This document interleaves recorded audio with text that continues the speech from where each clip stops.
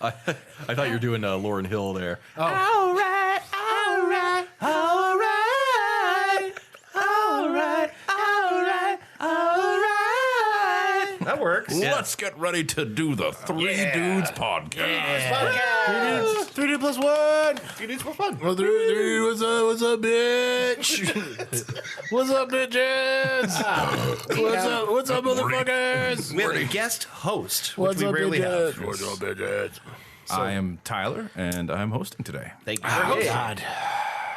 You are in. What does that sound? I don't know about this, guys. Oh, Cowboy Curtis. Not so rough. We also have another guest. We never have two guests, but we have this stink bug in a glass. Yes. Yeah, this is Jerry 2, the beyond Jerry I was Dome. going to call him Peter Stinklage, but I think that's a good idea. Let's call it Peter Stinklage. Peter Stinklage. Peter Stinklage it is. Say hi to the good people, Peter Stinklage. Hey, say hi. You bastard. That was Peter. He's right now. He's just kind of walking in circles. That may well be the very same stink bug that I flicked towards Ben. What's that, Peter? What's that? Oh, I'm sorry, I can't hear you through that thick-walled glass, Peter. You're gonna have to say that again. That might be the same stink bug that I flicked in your general direction. General direction. The last podcast, remember? It could be. We also one of them died in this room since because Christy got one. This one's his son. This one's he gonna came die for before revenge, long. and you just ended it. Yeah. Yes, this is Peter Stinklage the second. Thousands of years of evolution, and he just led ended to it with a this. glass. Tipped it Right. upside down. Yeah. Nature created this thing that is easy to capture in an overturned cup. It deserves to die. Anyway. Yeah. So, what's up, host? Yeah, what's God. up, host? Yeah, host. I was going to just lead into the whole thing that you guys like to normally do, which is why we're fucked. Yeah. Oh, look at that. We're not even doing a warm up. We're just getting right into No, it. just dive. Get Like, right into we're the just, like, fucking. We're just jamming that fist into the deep right end of into the this pool. podcast. Hashtag no foreplay. dive face first in the deep end of the pool. We'll give a and find out it's detailed 4 foot deep. analysis of why we're fucked. Oh my god. Well, all right. Well, as the host, yeah, do your thing, man. I wasn't really prepared to start. Somebody else. No, you have to pick choose who- someone. What What are you starts. doing? Do you not listen to the show, Tyler? Who are you and what do you do? Who's your daddy and so- what does he do? Who's the daddy and what does he do? Let's see, Mr. Chris Brady, would you please start us off? Why are we fucked? Yeah. How you fucked? Why are we fucked? Okay, so we're fucked because, and this is something that's been ongoing for years. I don't know if you guys know this or not, but Jon Stewart was in front of Congress today, along with Yes, he was. a The lot fourth of. Green Lantern? Almost. I like where your head's at. Is that actually the name of the fourth Green Lantern? Yeah, he's the black one from Justice League. Like the new His name Justice is League. Jon Stewart. No, not that Jon Stewart. The cop, the old white guy. the fictional character who played the fourth iteration of the Green Lantern was not in front of Congress today. But wouldn't that be so cool if he was? Yes, would Maybe be. get rid of him. It would be. Instead, what I think is now an old Jewish farmer was Yes. there instead. Yes. TV's Jon Stewart, who you might remember from the TV's Jon Stewart show. You might remember Featuring from TV's The Justice League. Faculty, starring Elijah Wood. Oh God! Wait, was really? Was he in that? He was a teacher, yeah. Isn't that the one where all the Oh my teachers God. like kill the Yes, kids? and they Yeah, had yeah, like, there's like an drugs alien- inside their Yeah. pens. There's like an alien infestation. Yeah, they had the it's TV's Jon Stewart, who you might remember from the 1997 Adam Sandler film Big Daddy. I thought you said TV's Jan Stewart. Jan Stewart. Jan Stewart. No. He's a fabulous Jewish man with fantastic hair. Jan Stewart. No, Jon John, Stewart. TV's Jon Stewart from The Daily Show, of course, was in front of Congress. This is testifying for the 9/11 First Responders Relief Fund. He has been at this for a long For time.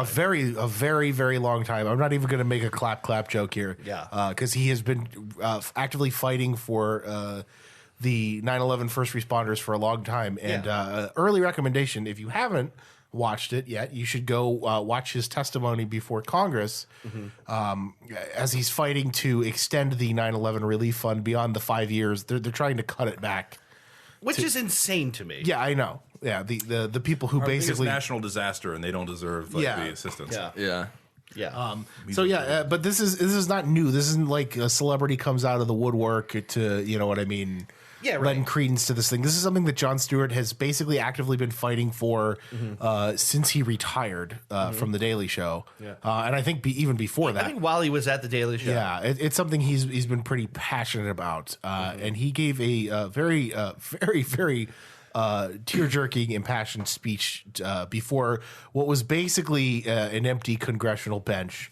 There's about 100 or so, or maybe more, first responders behind him, and then in front of him is like 14 congressmen. Yeah, it's just like who are part of this committee. And he basically starts his speech by saying, I can think of no better metaphor for what we're trying to accomplish here than the large group of people behind me and the basically nobody in front of me that I'm trying to plead my case to. We're fucked because we should probably be taking care of those guys, along with, I don't know, maybe like every veteran. Most of the people have tried to take care of our country. Yeah. Yeah, I mean, you saw the Go Army thing where they asked on Twitter, to share your Army experiences or what is being in the Army done for you, and people fired back. Yeah, right. With an awful lot of terrible stories, being sexually assaulted, having PTSD and not getting care for it, losing a limb and not getting adequate care for it. Yeah. And some Not of it getting leads adequate to- care is the theme. Yeah, some of it leads to like depression and even suicide. On some Listen, of the most this is cases. something you guys know. Our buddy Ross, friend of the podcast, was retired Marine Corps, and this is something that he's. I don't know the exact number, and I don't want to try and attempt to butcher it. Yeah. but something like half of the people that were in his unit have committed suicide. Jesus. So it's God Almighty. So it's like, and it's a thing. It's a thing that nobody's talking about. Of suicides in this country, veterans are the fastest rising category, by like an enormous margin. There's a large portion, to my understanding, of there's no reintegration into society once you come back from the military for the most part. Like you do get some stuff, to my understanding, but It's easier than being a felon. Yeah, and you they come back, and that's why a good portion of the homeless population is a lot of them are veterans, and that's really unfortunate because that means that we're not taking care of the people who fought to take care of the country. I will never be able to fathom what that is like. We are, because it falls to initiatives like the Wounded Warrior Project and various civilians initiatives. Correct. The responsibility should be the government's. Absolutely. But they don't want to shoulder that because once you're done being useful to them, they toss you aside. Here's the thing: is that the military is a very politically sort of like a wide-reaching thing to get behind that people like. You know, being pro-military is a thing that's vastly popular. Yeah. The follow-up fucking sucks. Sure. Yeah. They bungle this literally every time. Yeah. Yeah. They like to talk a big game about being for the troops and then not giving a shit after the fact because acquiring the budget to do the whole job isn't politically popular. All you have to do to know how much being in the military or being at war sucks is to read some stories, read some firsthand accounts. Literally everyone who's seen it will tell you it sucks. Yeah, right. It's sorry, we're communicating about paper over here. Really exciting. Riveting stuff. But it's I cannot imagine what it is to, especially as a young person, Yeah. But go somewhere and live that life for a couple of years and then try to come back and act like everything's normal. and now even more than that, to kind of bring it back to the original point, first responders in general, like especially in the past several years, there's been a lot of focus on cops. When's the last time you've seen like a big initiative for like EMTs, firefighters, EMTs, firefighters? First thing that comes to mind. Yeah. The first thing that comes to mind for me is fire. Like you have to defy millions of years of instinct in order to run into a burning fucking building, Right. or worst case scenario, a collapsing pair of skyscrapers. And it takes a very certain type of person to be able to do that. And I know that I would never be able to do it. And I know people who have done it and currently do it. And it's mind blowing. The guy I've known since I was 5 and he was 3. Is now a Canfield firefighter, following in his dad's footsteps. The brass balls that it takes to dedicate your life to something like that is just unfathomable to me. It defies comprehension. Some of them are not even paid to do it. Like there's out where I live, volunteer in Berlin, firefighters. In Berlin Center, there are no there's a fire hall, but there are no actually paid firefighters. All volunteer. You are a volunteer or you are selected to be this person, and there is a group of guys that are constantly there, available to be able to go help. Yeah. And one of the kids who I graduated high school with, actually, I'm sorry, he was a year before me, but he was or is a volunteer fireman, and he was active in it, and his dad was active in it, and I don't know how they are able to mentally or emotionally put up with that, because I personally would not be able to. Yeah, it's hard. Kind of that's thing. tough. It's tough, and then especially these people who basically gave their lives to try and fix the damage that was done to the country. You know what I mean? Yeah. Like the highest profile, most disruptive national emergency of my lifetime. Yeah. How do those dudes get forgotten about? Those men and women get forgotten about. Yeah. How does that happen?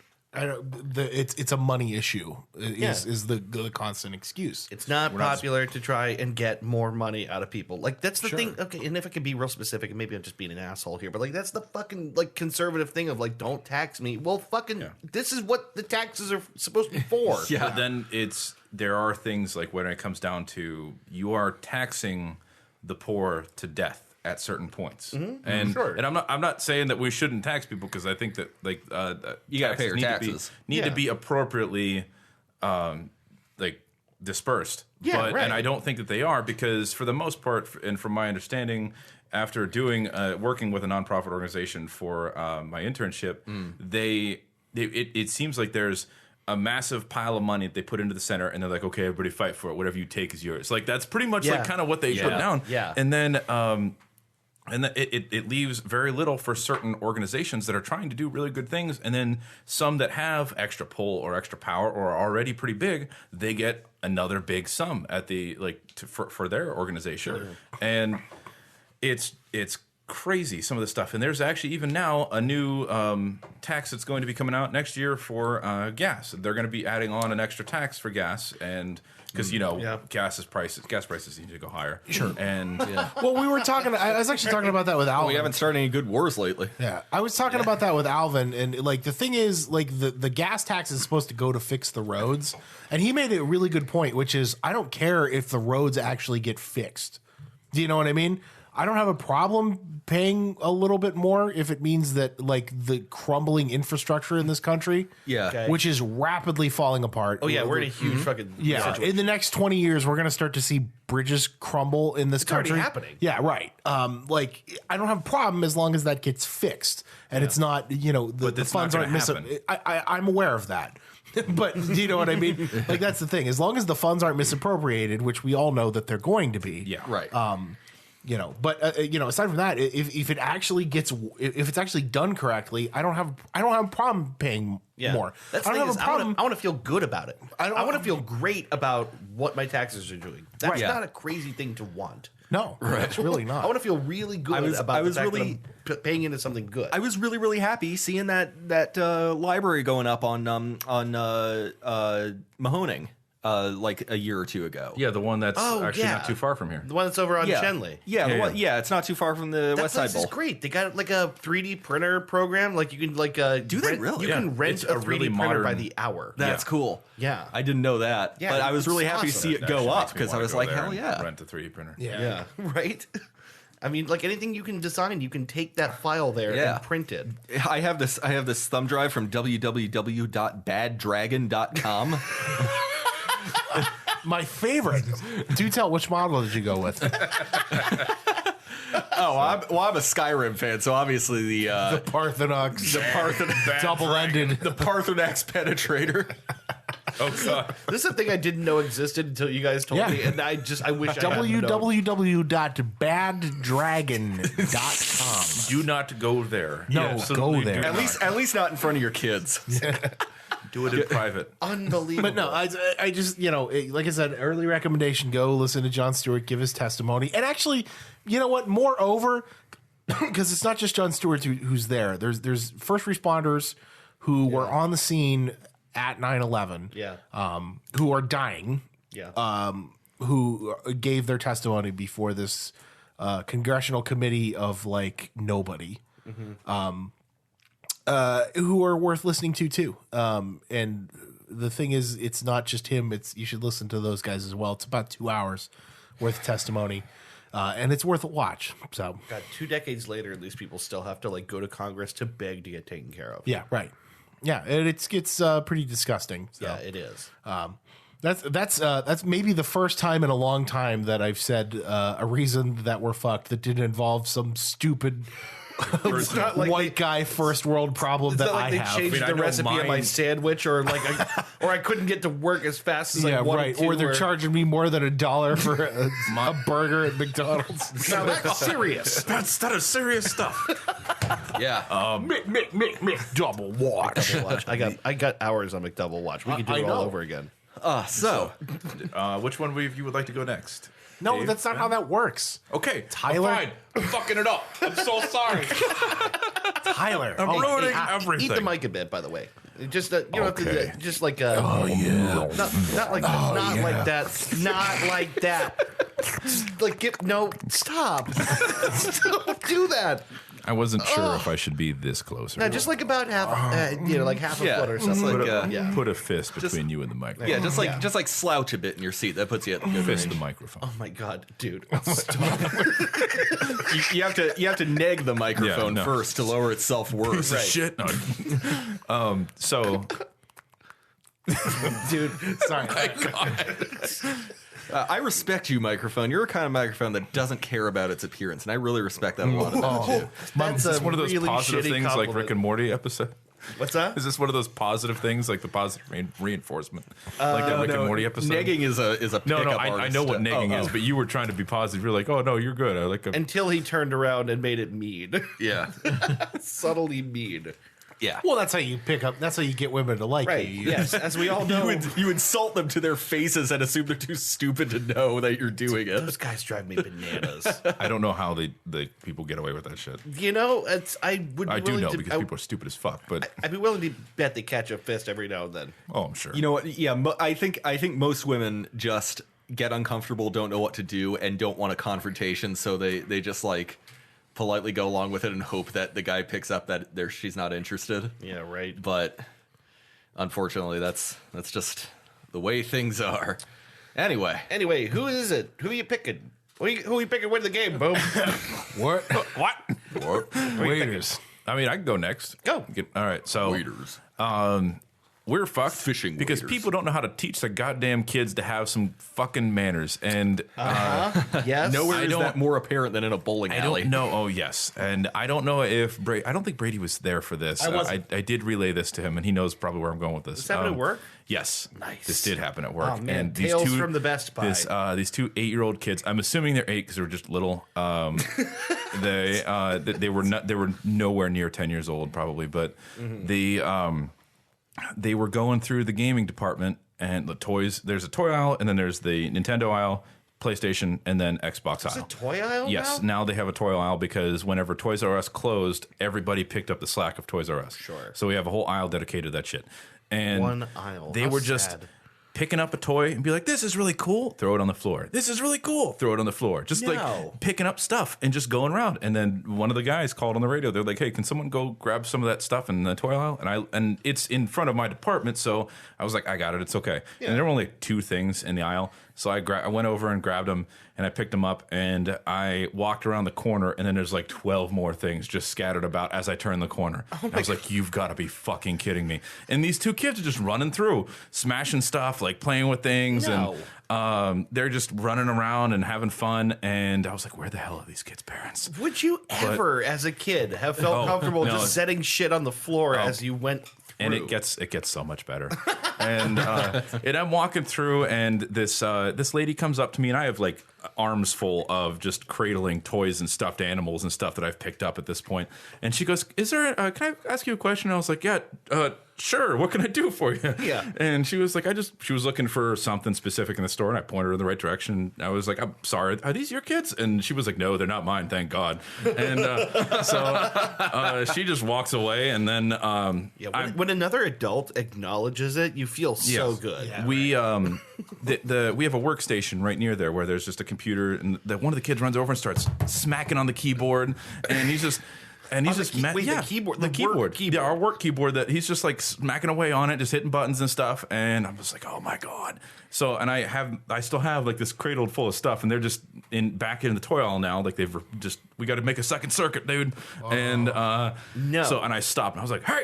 And he was like, I'm sorry, sir. You dad voiced him. And I dad voiced the shit out of it. Dad voice him. And I was just like, both of you, when you take something off the shelf, put it back. And he was like, I'm sorry, sir. Oh we will. God. I'm sorry. And then they calmed down for a little bit, and then they stopped knocking things off the shelves. They cleaned everything up, and then they disappeared. And I think that was a sneeze from upstairs. But they disappeared, and I came to find out later that they were there with their grandfather, who was getting their phone fixed. Yeah.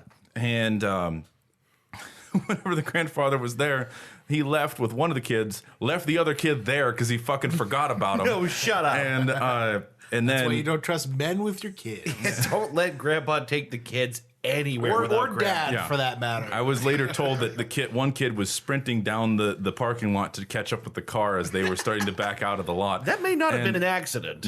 Wait, let me. Okay, was this a like a black family?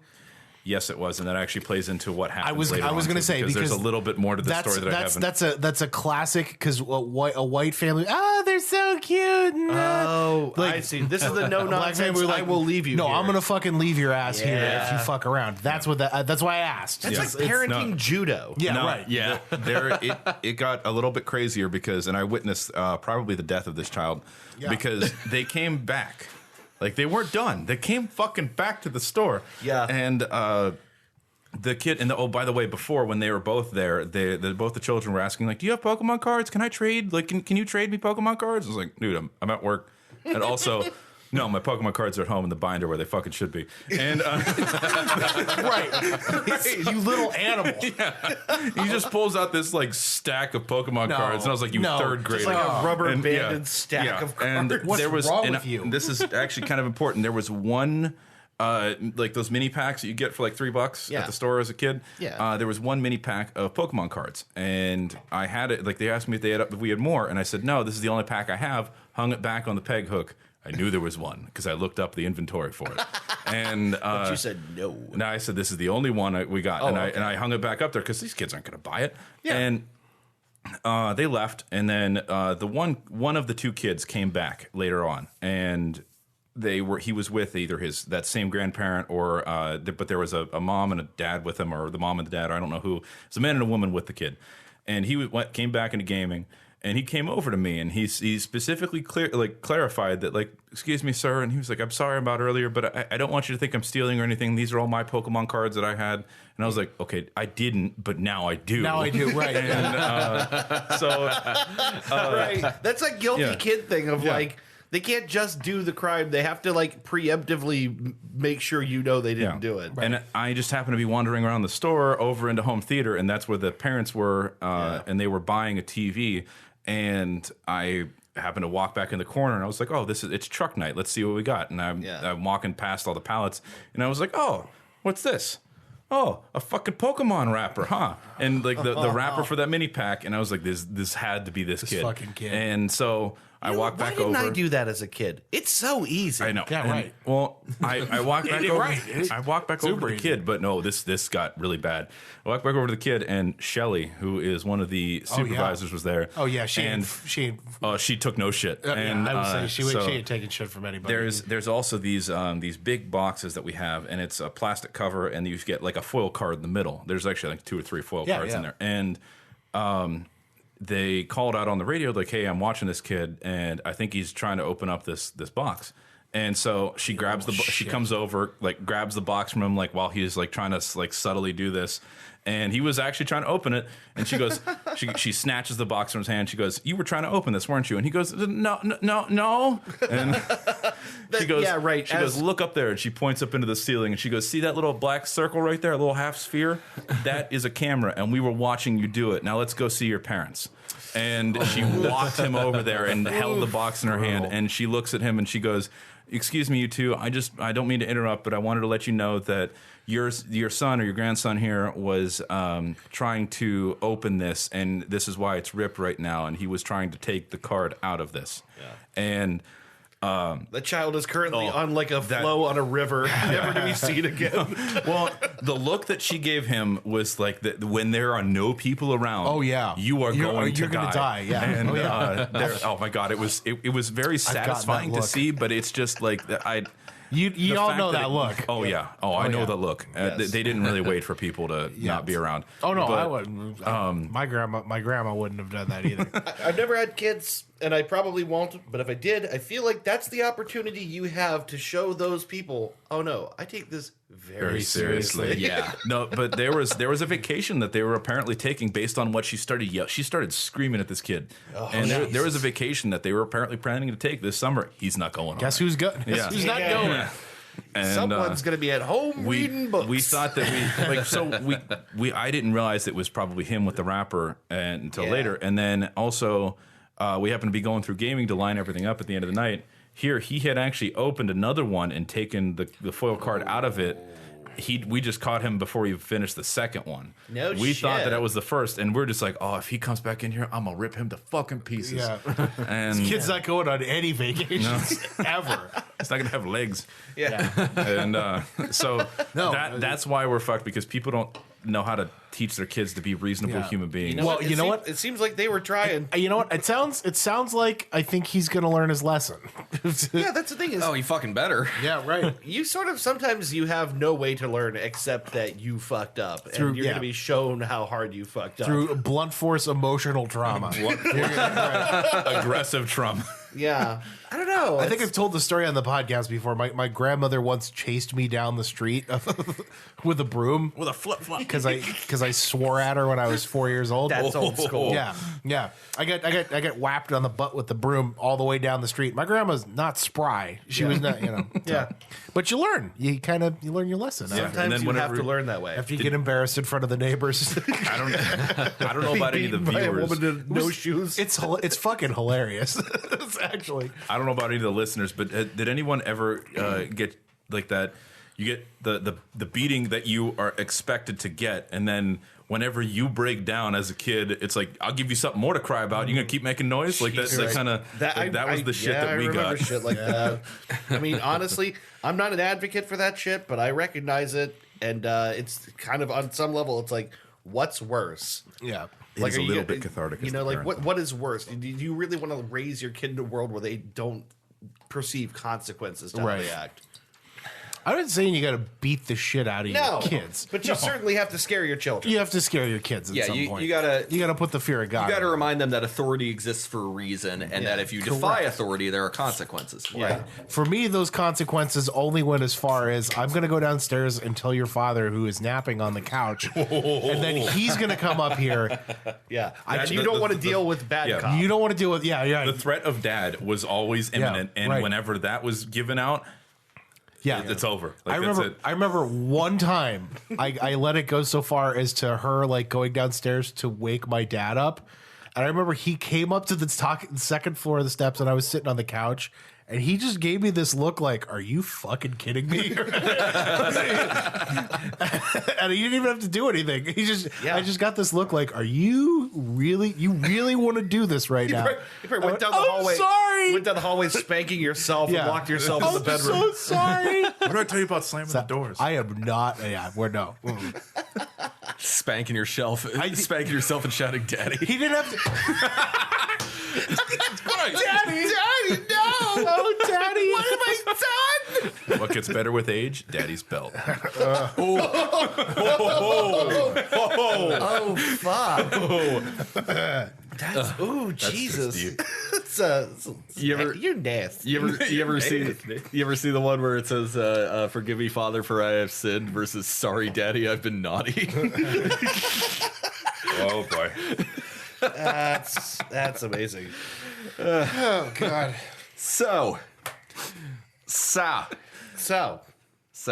Dave. All right. What you got going on over there? I'll tell you why I'm fucked, and this is an Bailey's old in a one. shoe? McDoubles are The McDonald's McDouble is a full 50 cents more expensive than it was 2 years ago. and they put bacon on it, which I didn't care for.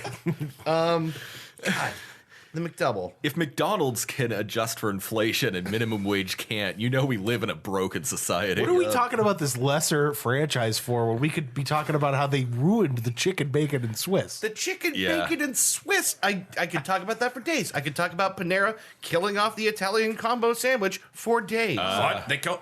Yes, they did. Hold on. Have we not talked about this? I haven't been to Panera in a minute. Panera chicken combo sandwich watch. The Italian combo sandwich sorry. was a perfect creation. Combo sandwich watch. It had salami, ham, roast beef. It had cheese, lettuce, tomato, onion, and they had a dressing. sauce that they put on it. It was sort of like a spicy mustard kind of thing. I'm not really sure. That sounds delicious. It was incredible. Absolutely delightful. Is You this know what actually they replaced it with? is this actually why you're fucked? No. You started it. No, I didn't. I started it. I did it, but go ahead. So what happened is they replaced that with an Italian sandwich that has arugula on it. The least Italian of all leafy vegetables. on It's herbed cream cheese base, and it has it has pepperoni and salami, and that's it. Maybe no. It has jardinera on it, which I would like to like, but I don't.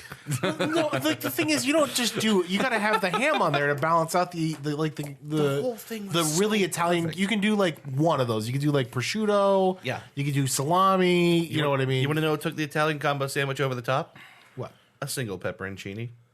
Oh, dude. Those little vinegar, the vinegar peppers. Hey. Oh, the vinegar peppers. Bibbidi boobidi. I could scream about this forever, but I'm not going to. So what is your fucked? I'm fucked. What because- is your fucked? What is my fucked? I will tell you what my fucked is. So a long time ago, we talked about people don't run their goddamned updates, right? And that was a thing. Yeah. And I know that. yes, and I Ben, know that feel. You had me thinking about this the other day because we were just talking about the Infinite Blue exploit that was it's what enabled WannaCry, that software that locked up the NHS system in England and a whole bunch of hospitals all over Europe and now currently is holding the city of Baltimore hostage to the tune of millions of dollars they've lost. I did hear about this. They have already spent orders of magnitude more money trying to fix this than they would have spent just paying the ransomers. Right. Which is hysterical. But the thing is, you can't pay ransomers. I get it. No, you can't. You know, don't you can't enable negotiate that with shit. terrorists. Right, exactly. We don't negotiate, and we certainly don't fucking pay them for the pleasure of being terrorists. Right.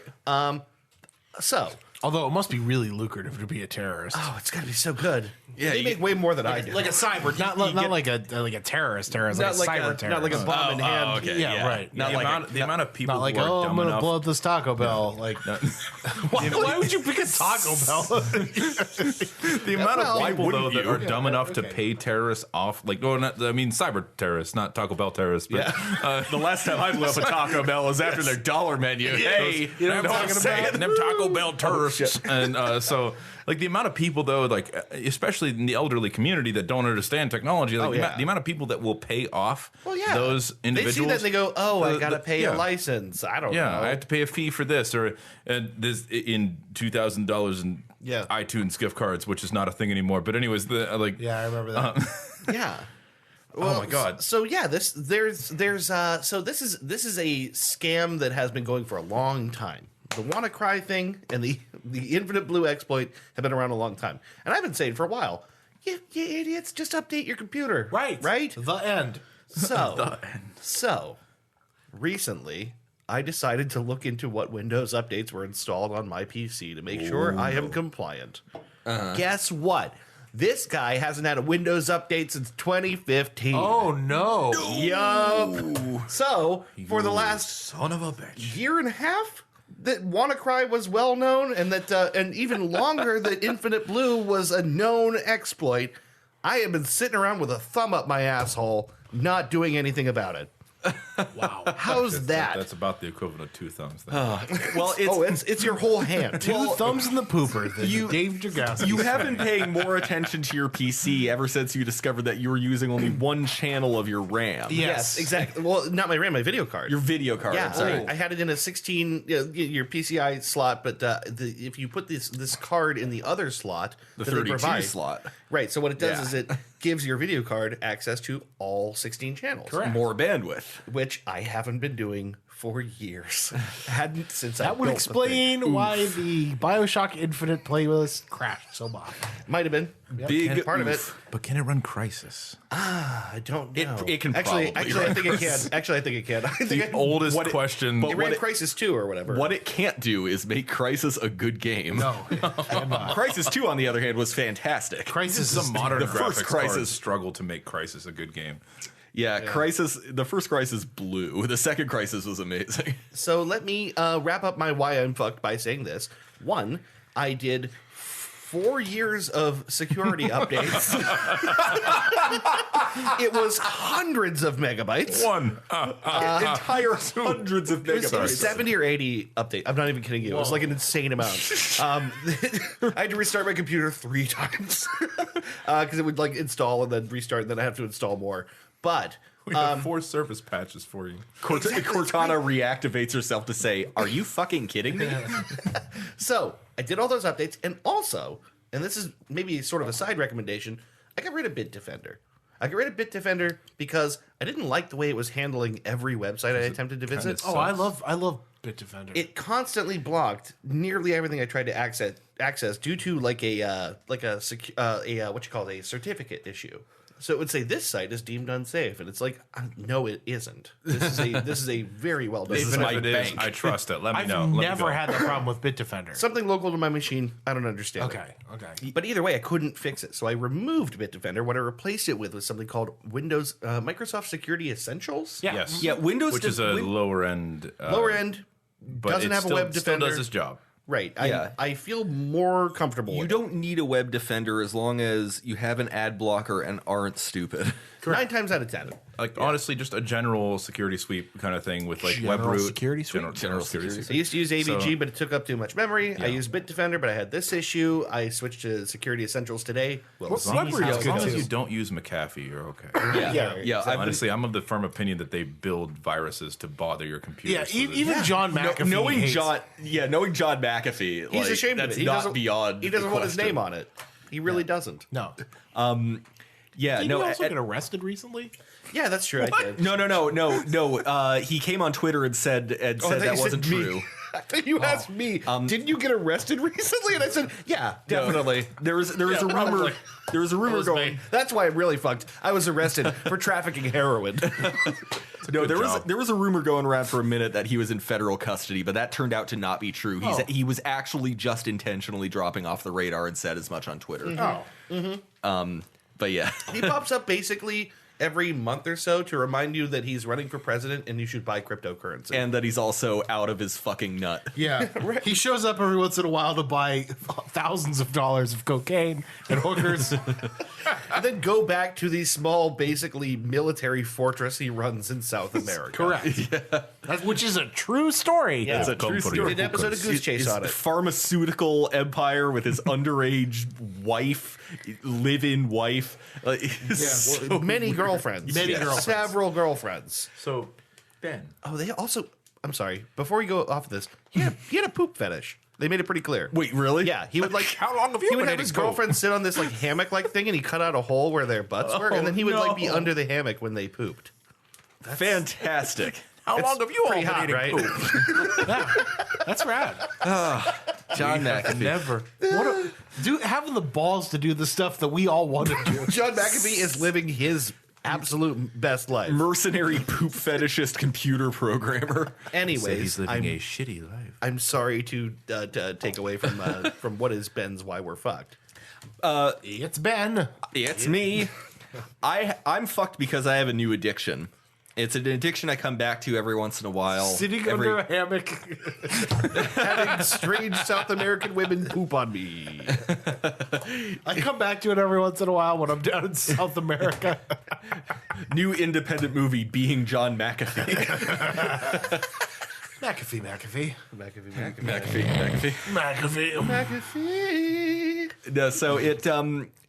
I come back to this maybe once a year, and it's when I start to miss Counter-Strike because I feel like a part of me hates myself and wants to inflict great pain on my soul.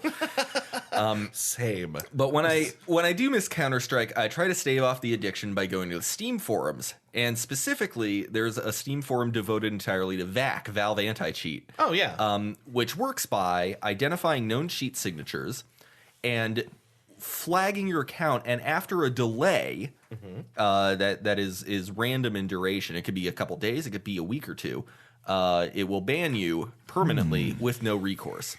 If your account was being used on a computer with cheats on a VAC-secured server. Pretty easy to avoid. Okay. You get two-factor on your account. Don't let anyone else in. Don't fucking cheat at Counter-Strike. Yeah. The VAC forum is supposed to be for discussing the mechanics and if a VAC error comes up, which isn't the same as a VAC ban. Is it just people begging? It's people begging. It's people. Of course it is. And I almost get off on this sweet shit. Cheater tears.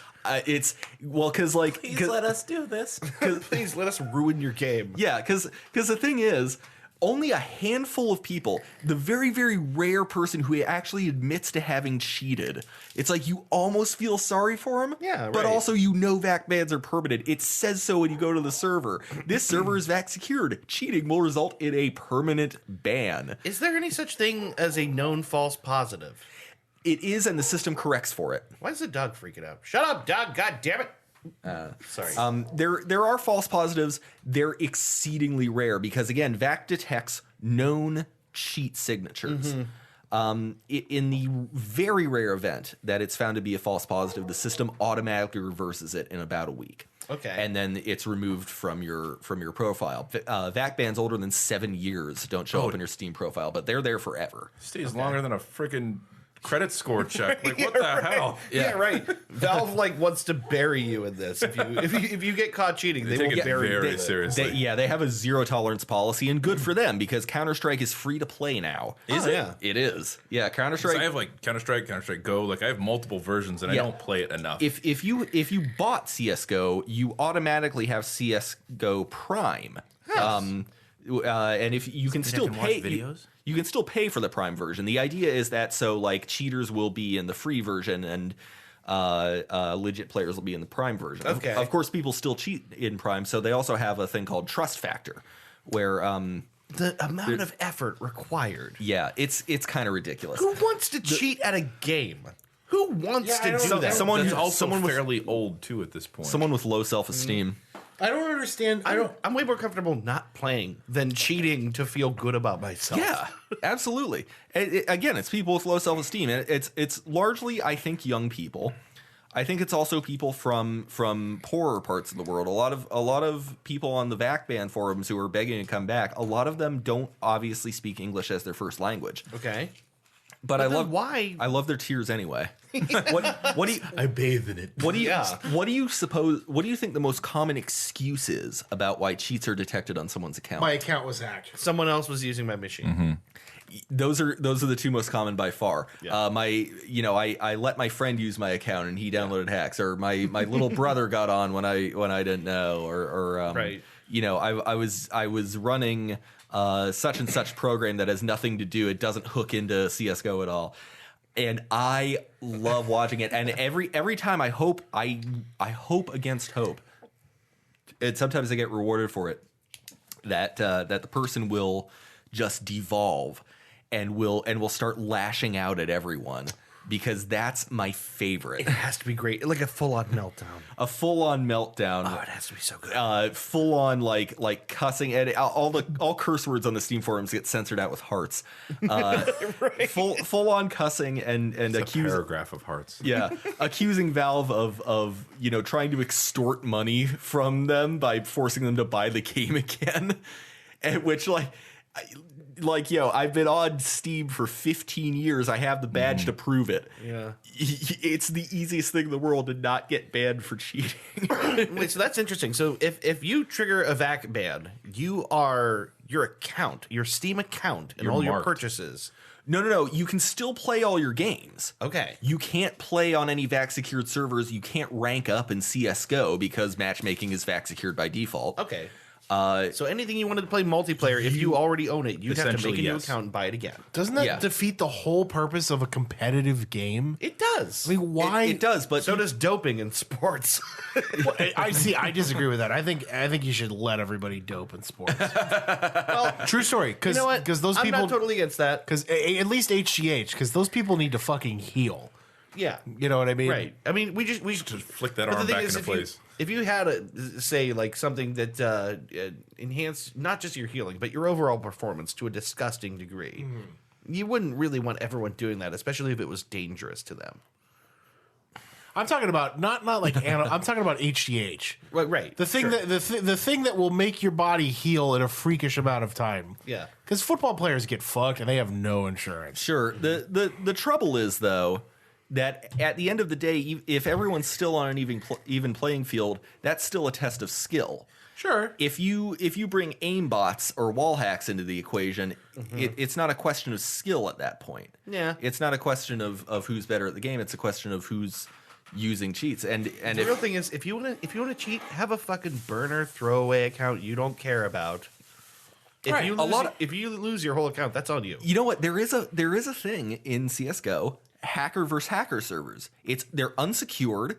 People will make a free account, get the free version of CS:GO, and just play in these servers with all the hacks they want to. That's fun. The trouble is, if the thing is still on your computer and you log in and go into a VAC secured server on your main account, it will get banned, and you have to be aware of it. Yeah, right. Ignorance is no excuse because Valve takes a very hard line and a very strong policy on cheaters. Yeah. But I love so much going in, seeing people making excuses and being like, "Yeah, you're not helping me. Fuck off. I want a Valve employee to talk to me." It's a user forum. There's no Valve To employees. see your manager. I want to say Gabe Newell. Yeah. I would like to speak to Gabe Newell. I want to talk to Gaben, and I want him to undo my ban.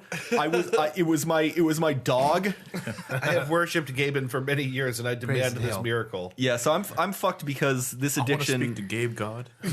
this VAC forum addiction is ultimately going to end with me getting back into CS:GO, and I don't want that to happen because CS:GO sucks. Yeah. I know Counter-Strike has always sucked, but I love playing it. Oh, it's fun. It's a lot of fun. It's just it's not something for people who like themselves. It's too difficult. I can attest to that. It's too frustrating. All right, let's. I think we've had about the longest opening segment yeah, I in know. all time. Thanks a lot, Tyler. I'm sorry, I Thanks fucked for it up. moving it along. No, so we spent a good 50 minutes just Oh my chatting. God, did we really? 48 minutes. Something Holy like that. fucking moly! Yeah. Okay, wow, this is gonna be a long one. I love that. I think that's great. All right, I think we had a and let's I do think it we on had a good iTunes for me. and Google Play. For me, That's all right. Well, there'll be a long episode this week then. Thanks a Fuck lot, it. Tyler. Shoot for 2 hours. Morty. So why don't we take a break, and we'll be back in a minute with the main segment for the episode. Smoking and drinking. Absolutely not. Welcome to the Three Dude Podcast. Hey, yeah. You can find us at 3dudecast.com. If you're wondering whether that's spelled with the numeral 3 or the word 3, the answer is yes. We're so proud of ourselves. We're so clever. We're such clever boys. Wow. We've switched hosting to Podbean. You can still find us on iTunes and Google Play. So give us a like. Yeah, give us a like, give us a listen, give us a review somewhere. Give us a sandwich. Give us a high five. Give us sponsorships. Please give us a hug. Give us that money. So stupid. Oh, damn it! I was hoping to get some of that. Oh well, I'm sorry. Raised. I was walking around and I saw crooked Tyler Hawkins, and he was enjoying the $1.50 McDouble, which we all know is the inferior McDouble. I'm sorry. They got rid of the good McDouble, and now it's gone. It's gone, folks. It's fucking. Nobody is talking about this. And nobody's talking about. No one is talking about what they did to the chicken bacon and Swiss. And I saw crooked Tyler. My fault, Your Honor. I plead guilty. I'm I sorry. saw crooked Tyler Hawkins walking around eating it with the tomato on the artisan bun. Okay, that wasn't me. And It's almost Cosby. He didn't even. It is almost Cosby. He didn't even get the curly fries. And this, I thought, not so good. It wasn't. Not so good. Not so good. That's a big one. It wasn't Cosby because he wasn't like zip it zop boop the bop. Like no, that Zippity wasn't. zop, zoobity bop. No, okay. Now it's Cosby. Rudy. With the chicken bacon with the tomato and the lettuce and the fillings and the dressings. I'm trying to I went picture. home and I said to Theo, I said, Theo. I said Theo. Theo. Rudy. I said Rudy. I don't know. Sorry. I don't even know. What is happening? All those We're women. just spiraling out of control. I love the Trump impression. It's so much fun to do. The thing is, it's gotten better as America has figured out exactly what it is that makes his weird. Yeah. It's my character. Yeah. I'm the trash man. You gotta, man. you narrow your lips into a circle, right? You narrow your lips into a circle. Narrow your lips into a circle. You try not to do the Stephen Colbert thing. Right, You narrow your lips into a circle. Get real low and serious. Do that you got to throw the New York accent and. I find it helps a little bit to put your teeth, Yeah. your front teeth, put your front teeth up in front. Right.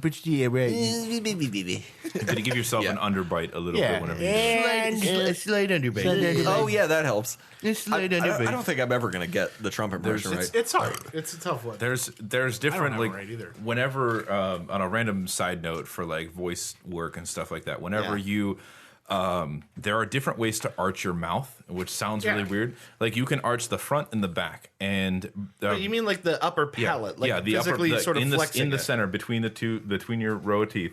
There is like there's the front and then there's that the was pretty back. close to Like it. there's- I can't flex my skull. Like if No, it's a muscle inside between the mouth. It's the goop that makes your mouth up. Yeah, and so I saw Crooked Tyler, and he was manipulating the goop in his mouth, and I thought to myself, this is what's wrong with this country. I thought we should take him out in the street and just shoot him. Take him out in the middle of the street, shoot him. I don't give a shit. I don't give a fuck. I don't give a fuck. America rules. 420, blaze it. Sorry. perfect timing. So, yes.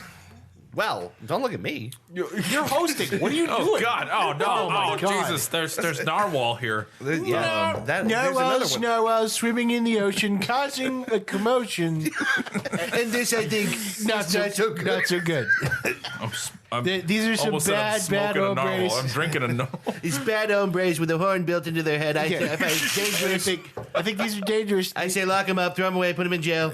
Get rid of him. Get rid of him. Get him the hell out of here. Get him out. Get him out. Get him out. Except for all the communism, Hemingway was a great American. He would take care of this narwhal problem. No problemo. I think the other thing is you got to get some. I'm sorry for my communist language. You got to get.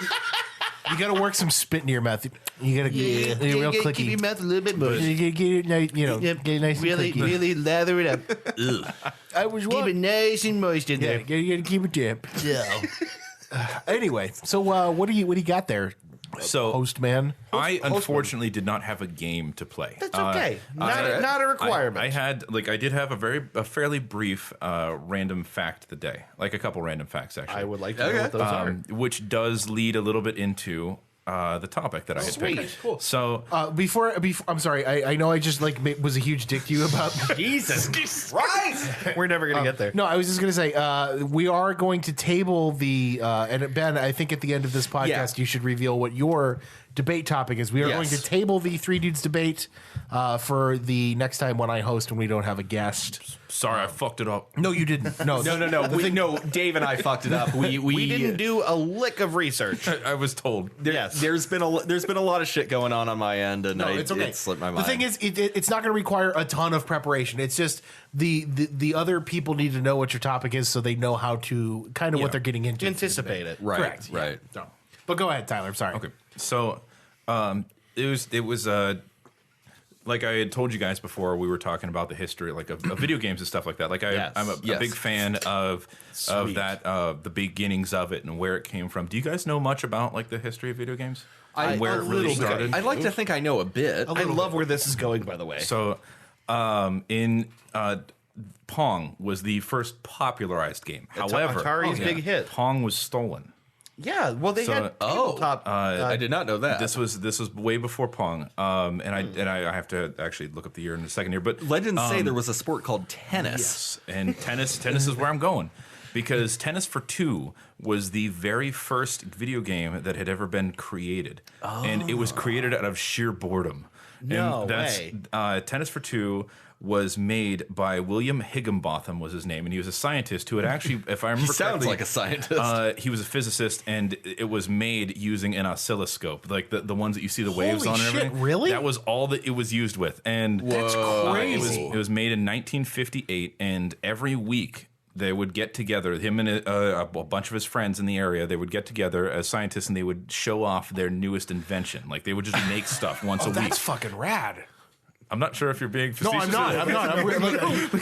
Whoa, this is really? That's awesome. I would love to know what the other ideas were. I'm aware of the fact that I sound like I'm fucking around most of the time. I can usually tell when you're being serious. It's just when you're fucking around, I can't tell if you're being serious. So anyways, but William Higginbotham had made this game, and all you did was move left and right with like a paddle on the bottom of the screen, and it would smack this ball arcing over the center line that stayed there. Oh, so it was for two people, one person left, one person to the right, and you would just bounce using the ball back and the forth. waves on the oscilloscope to bounce That's it over. all that you did. That's And really fucking cool. there's video of it, and it's still like the invention itself still is in a museum. It's one of I don't know if it's in like the Smithsonian or not, but it's really impressive to look at. Yes, So Pong is basically Pong 2. now Pong actually is a descendant of another game that was created by Ralph Baer. Now Ralph Baer is categorized as the godfather of video games, part 2. And so Ralph Baer was a soldier with the U.S. military in World War II. He was an actual bear. He was a real bear. Ralph Baer, BEAR. Ralph Baer. He was a programming bear and a soldier. He also made bear paints. He was the most decorated military bear. So The highest ranking bear of all time. Master Sergeant. Oh, y'all never heard of Wojtek the Soldier Bear? but The Polish army. It's a real thing. I'll tell you that. I'm actually really interested to hear about that. Yeah. So, anyways, but Ralph Baer, this was a big legal battle too, because he worked for General Electric after he came back from the Second World War, and they had charged him with making an entertainment system that would work as part of a television for GE. And if I'm getting the company right, I'm trying to remember, but he created what he called the Brown Box, and the Brown Box had the Brown Box, and it just sounds like something poop related. Starring Sandra Bullock. Probably is.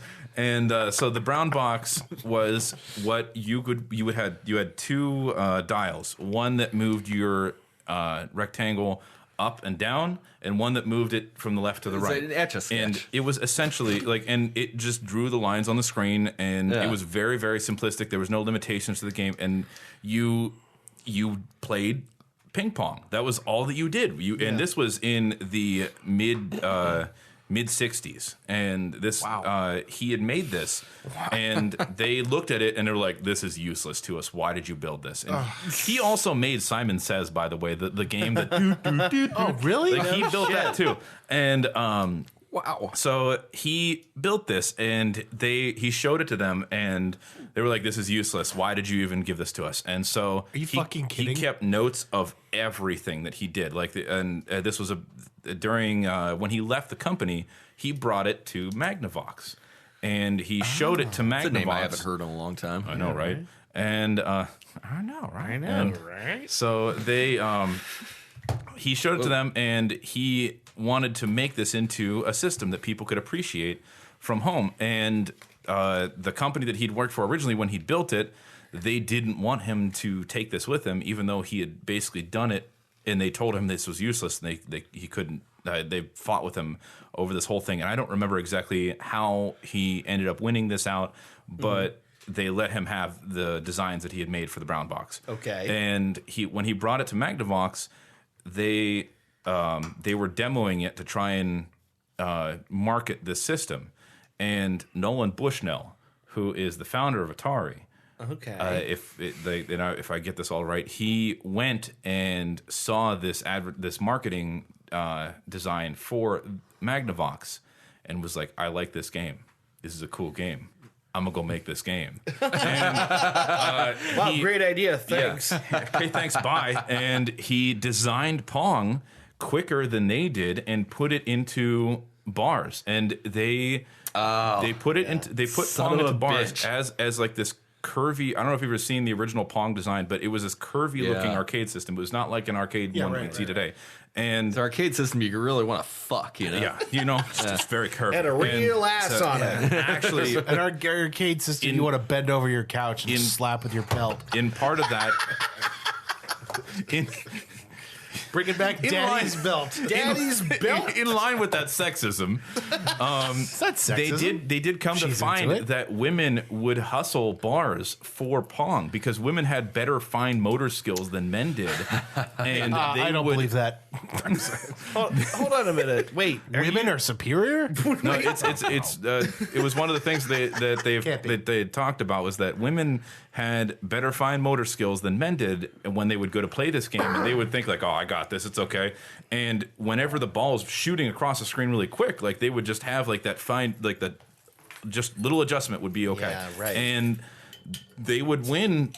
At the time, dollars and dollars from guys, but I mean, dollars and dollars. Yeah, dollars and dollars. Enough to buy 20 beers. Honestly, that makes sense. And that kind of makes sense to me. It's just impressive that just happened. Our big stupid ape paws couldn't do as well as the women, articulate machine of a lady's hand. Women perceive more colors than men too. Mm-hmm. Now, do you know why the crash of the video game system, the video game industry happened? E.T. the video game. Well, I know that was actually not failure. the reason.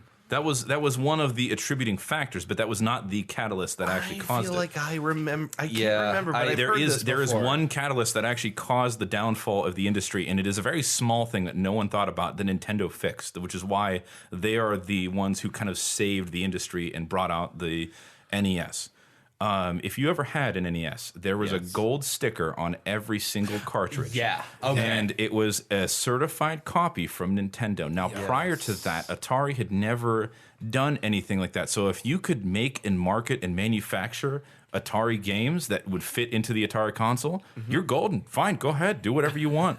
But companies would manufacture game after game after game, and they would just be some kind of crap system. Garbage. They would just be junk, and it wouldn't work, or it didn't have a staying design. So it was creepy. Yeah, like that weird game with the cowboy with the boner. It was custard. Colonel Custard. Colonel Custards, and you fucked a Native American, and it was featuring the second pointiest boobs ever in video games. second only to Tomb Raider. I was going to say, yes. Exactly. Right. So they, you guys get it. Parents would very commonly go to stores for holidays, and they would see this I can buy 2 games for $15, or I can buy 15 games for $15. What am I going to buy Timmy for Christmas? 15 games for $15 because I think that's a better deal because I don't understand games. Sure. And so you feel good. The consumers not understanding for their children would just they bought out all those cheap games, and it crashed the industry because it just flooded the market. You know what's funny about that? Still, if if you go through looking for like ripped copies of like old arcade games, this is still a problem trying to find anything that's any good. Yes, because there's so many old like Atari or like ColecoVision. Too many of the shit games were salvaged. Just exactly. There's a massive library of bad games. Oh yeah, and so they after 2 years. And during that time, whenever Stranger Things was taking place,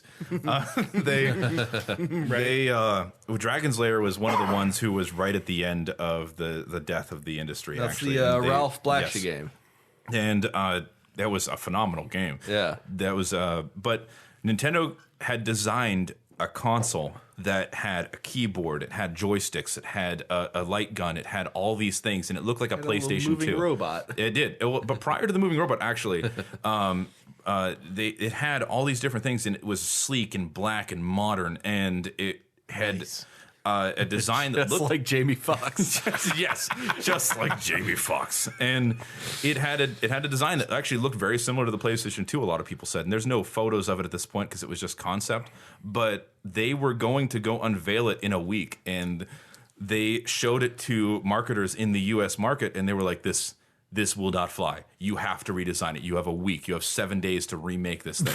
Which in 7 days, they got rid of the keyboard. They got rid of the light gun. They got rid of all these accessories they had designed. And they went down to a rectangular controller with 2 buttons and a D-pad. They basically built the Famicom. The Famicom is the NES in Japan. But they cut back all that shit. The light gun. No, but they redesigned it a year later. Oh, and okay. They brought it back, but they got rid of all the accessories because what they did was the Atari was marketed as a game system. The ColecoVision was marketed as a game system. The Odyssey was marketed as a game system. The Nintendo Entertainment System was a toy for everyone, not for kids, not to be enjoyed by just a certain sect of people. So they marketed it as like it would be the equivalent of a VCR in your home or something like that. So which is something that Nintendo has always gotten right. Always. And they designed it, and it looked like a fucking VCR. Yeah, and that was their intention, which was the black strip. And the gray design was very simplified partly because they didn't have any time to do it, but it was also because they just wanted it to look very simplistic. Like another appliance in your home. Yes. How's Peter Stinklage doing? He's doing all right. I'm spinning him around. He's up at the top of the glass. You can see him there he is. Oh, shit. He's just hanging out at the top here. Stinklage, Peter Stinklage, Peter Stinklage, Peter Stinklage, Peter Stinklage, Peter Stinklage, It's actually Peter Stinklage. It's getting steamy in there. So, a steamy.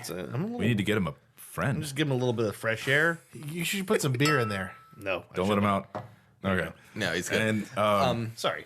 That's okay. So Nintendo. That was how Nintendo kind of saved the industry, and a fairly brief jumping over history of what happened, and.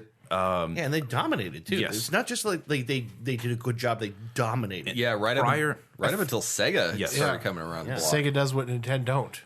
Prior to Nintendo having their system, do you know what Nintendo made for 100 years prior to that? Playing cards. Yes. Hanafuda they did. playing cards. And you picked the wrong table to ask that question. a bunch of video game nerds. I've seen those cards actually. I have a deck of Hanafuda at home. Actually, I don't have any Nintendo ones, but cool. I've always wanted to learn how to play, and I've just had it sitting there collecting dust. Yeah, it's not like actual like bicycle trading cards. It's like a whole other game. Yes, Right. But the what. Atari's and all the other companies' problem was that they had when they built the games, they didn't want any of the other companies to swoop in and steal their developers. So every single game that was ever developed didn't have your name on it. You were not allowed to. You had to be anonymous. You were not allowed to have your name on the game. Now there was a slight exception, wasn't there? Because there were a bunch of cartridges called Tengen, right? Now the Tengen is different, but what a whole bunch of developers had gotten together and did was they called themselves the Blue Sky Rangers because they had done an interview. And the interviewer, the journalist, had asked, "What do I call you? Because I can't use your names." And they said, "Call us the Blue Sky Rangers." So the group of guys who developed games for Atari and who later even went on to make Activision, they had you mind, dude. I hate that so much. It's like white noise. What the fuck? So the Blue Sky Rangers, they were kind of like rogue developers. It's not that they were rogue developers. It's just that they did the only thing that they were allowed to do within the company.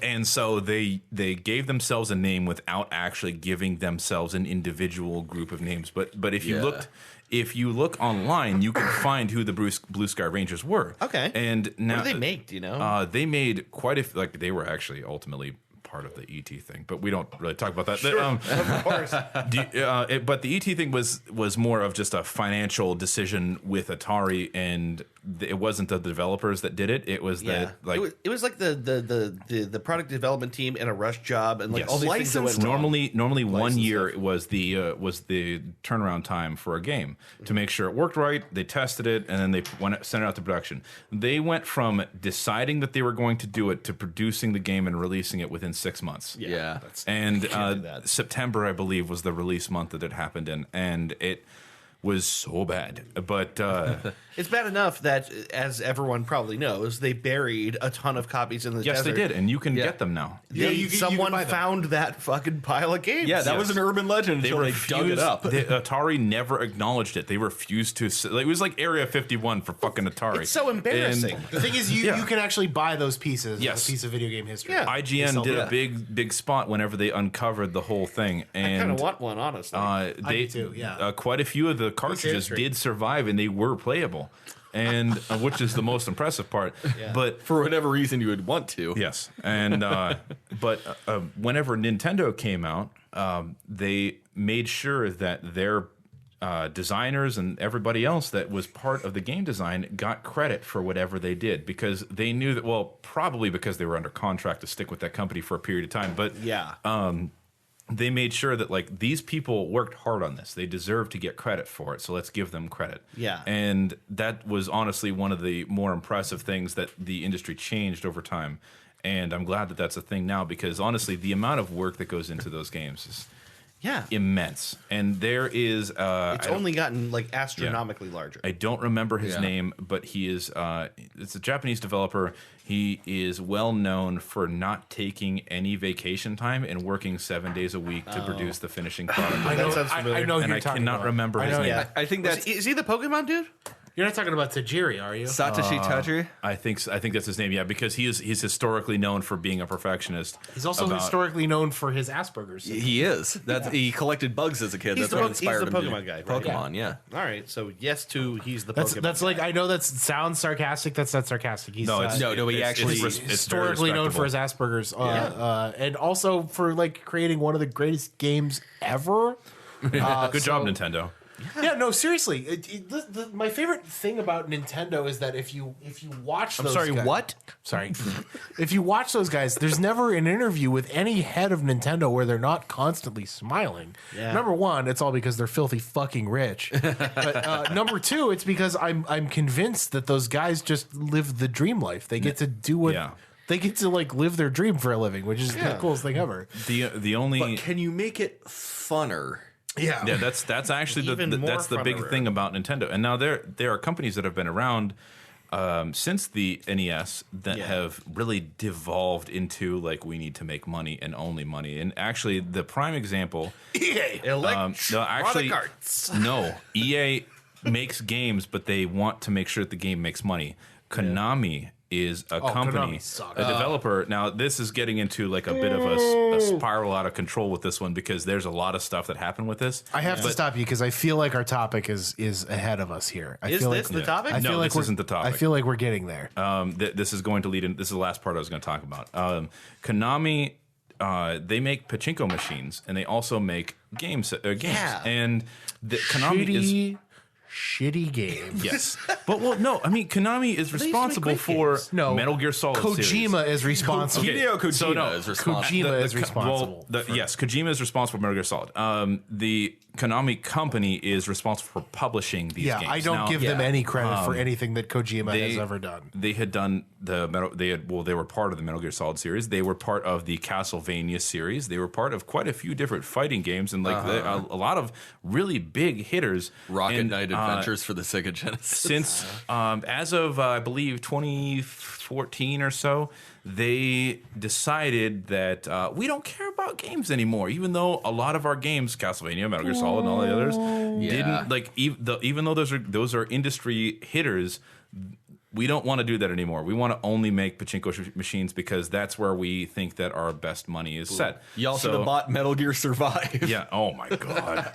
I refuse to purchase it. Now the fact that you have to pay $10 in game to get a second save slot, that literally kills me. What? No, that's a real thing. So I'm a huge Metal Gear fan, and I have like played every one of them multiple times, but with Survive is the only one that I will not purchase because it has nothing to do with Metal Gear. It doesn't. And it was a simple cash grab because at the end they decided that if you ever played Metal Gear Solid 5, the Kojima had this grand vision. Now I'm not saying he was a little bit over the top with it. You don't say.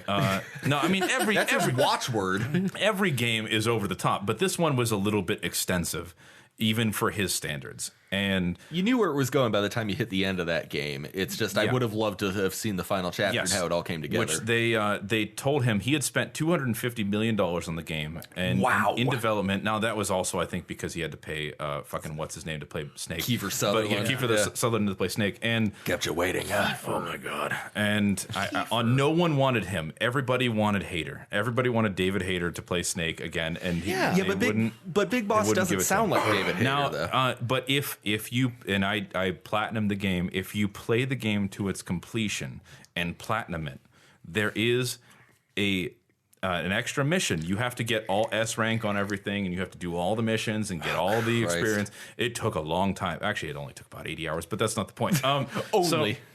I finished the game, and there is a final mission that you play, and it's the very first mission that you play, and you get a different experience at the end of it. And it's called the mission is just called The Truth. And And I don't want to spoil it for anyone. You don't even have to, but it gives reason as to why David Hayter doesn't play Snake. Technically speaking, you don't have to even 100% it. You just have to beat all the missions. You don't have to S rank every one of them. At the time before they had updated it, they did update it later to where you could do everything and just like kind of get that mission. But at the time, I did it within the first couple weeks of the game. And they made you do everything, and no one had done it before. Like European extreme horse shit. Oh my god, it's ridiculous. So but. It was a very over the top game, and they cut it back. There was just so much he wanted to do with it, and you could tell. There's a lot of questions that get left unanswered at the end of Phantom Pain. But I really want to play those. I haven't played since Snake Eater. It's a long I didn't even road finish you Snake have. Eater. It's an old town. You didn't road. finish Snake Eater? I didn't. I played for like I played for like 2 hours. I ate some snakes. I was done. 2 hours, dude. It's actually Snake Eater is one of the shorter ones. They did. These are fucking gross. Oh shit, this is disgusting. Let me leave some porno mags on the ground and go eat some snakes.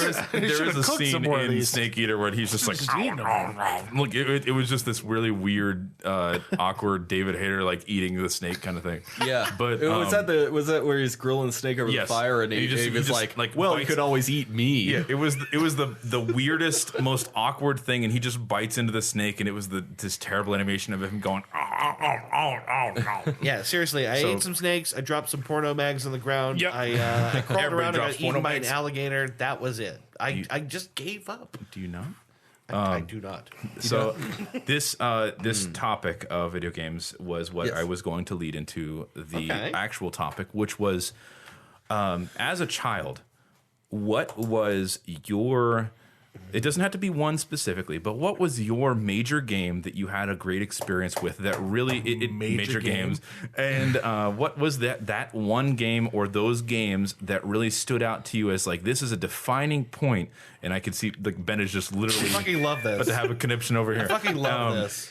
Anytime we get into video games, as we have just been doing, it's fucking hype. Well, the thing is, we've touched on it partially in both '90s nostalgia episodes. Sure, Yeah. And but like I want to know, as a child, whether you were gifted the game or you worked up the money to buy the games, or plural, and what was it that really stood out? And it doesn't even have to. You could just describe the game, and preferably if it is an unpopular game, like one that, and it doesn't have to be a video game. It could be a board game or any kind of game that you Omega Virus. You think You found me. not many people know this, but System Shock. No, Little game you might have heard of it. It's called Skyrim. yeah. So that was one of the things, and I do have a game, but I'm gonna let Ben kick us off here because I could see that he was really excited for this. He's just waving his finger excitedly. That, like, The first game that I ever truly fell in love with was for the Sega Genesis, Shinobi 3: Return of the Ninja Master. Oh shit! that title sounds like nothing to me, so you're going to have to explain what it is. please. Shinobi 3? You are literally Never played it. You play as Joe Musashi, the Ninja Master. The Most Americanized name ever. Joe Sashimi. Joe Musashi, the titular Joe Ninja Mufasa. Master, the titular Shinobi. And you go and throw shurikens at bad guys. If you're in melee range, you swing your sword at them. You have 4 ninja spells that you can use. Spells? You have 4 ninja spells. One summons a bunch of fire pillars that destroy everything on the screen and otherwise deal massive damage to bosses. Okay. One makes you faster and creates ghost images of you. Oh, that's sweet. One, oh god, what does the other one do? I actually did not play this. It was you got a lightning shield that would deflect projectiles for like a long time. And then the fourth one was you detonate yourself. You fucking explode and kill everything on the screen, but you lose a life doing it. No shit. It's super arcadey. I'm gonna have to look for this for the RetroPie. Shinobi 3. Yeah. It was released in Japan as the Super Shinobi. It was the first one to be released for the Japanese equivalent of the Genesis, because there were 2 for the Mega Drive. / arcade, and then the third one came out for the Genesis. And Shinobi 3 is one of my favorite games of all time. The soundtrack is fucking banging. Nice. It includes maybe the only boss theme I've ever heard that's in 5/4 time. Oh, that's cool. Yeah, that's not typical. Like, video game music, while being very interesting, does tend to stick to some pretty like static time signatures. Well, they were limited at the time by how much they could do. And so that's why the Shinobi soundtrack sticks out to me, because it does a lot of really weird, crazy Japanese-sounding stuff. And again, the boss theme that's in 5/4 time. Great boss themes never leave your head. Oh, for sure. Oh, yeah. Oh no. It goes through a lot of different moods. It's just nonstop action. You're just jumping around, tossing shurikens, everything. You can double jump, and if you throw a shuriken while you're the second jump is a flip. And while you're flipping, if you hit the shuriken button, you fire 8 shurikens out in a big fan. Sweet. So it's Shinobi was so fucking good. right. How old were I you didn't whenever hear this about was this. really like your game? You don't know Just out of curiosity, like how old were you whenever you really, if you remember, like 5, 6, 7, 8? So I was born in '88. I would say the first video game I ever played was Pac-Man. Oh, really? Yeah, like arcade Pac-Man. Yeah, they had a machine in the Perkins in Canfield. It was either Pac-Man or Ms. Pac-Man. The Perkins. I remember that. I remember that really Pac-Man do. cabinet. Before they remodeled Was it because Pac-Man or they Ms. got rid It of was all Miss this. Pac-Man. Okay, It was when they Miss got rid of the Pac-Man. smoker area. Actually, I Yeah. think they remodeled it then. Yeah, they had a smoking section. It was Perkins. It was Yes. it was either that. My first video game was either that or going to visit my dad's friend up in upstate New York. Yeah. And he had a Galaxian machine. Oh, hell yeah. So it was one of those or the other. But the first video game I ever owned on console was Sonic 2. But it wasn't long after that I got Shinobi 3, and that would have been I would have probably been 6 when I got that. That would have probably been around 94, I would guess. Can I tell you, one of the first games I ever played was a pinball game, and it was, I kid you not. Adventure pinball? No, I can't. Here's the thing. 3D space pinball. Not only do HP. I fucking love that game. Not only do I not know what the game was called, I'm fairly certain I'll never see it again. It was a physical pinball machine with no discernible name in my grandparents' basement. They bought at some point a fucking pinball machine. Oh, that's so fucking cool. And ever since I was, I can't believe I've never talked about this. but I know I haven't. or anything. It had no name, but it had on the cover of the top part, like the top panel. It had what looked sort of vaguely like He-Man-ish sort of like characters. They were in like a desert. They were like charging at things. I don't really remember specifically. What I do remember is it had the physical plunger that you pull back and release and it would snap.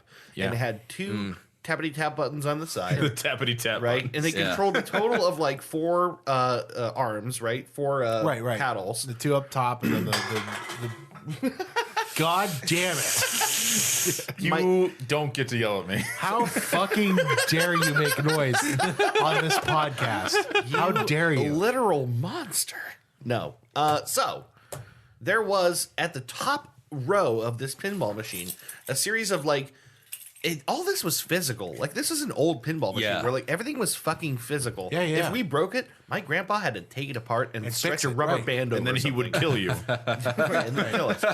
So at the top row there were a bunch of white sort of like square buttons with targets on them. Yeah. And as you hit them, they would go down into the machine. Yeah. And if you hit them all, you got a huge bonus.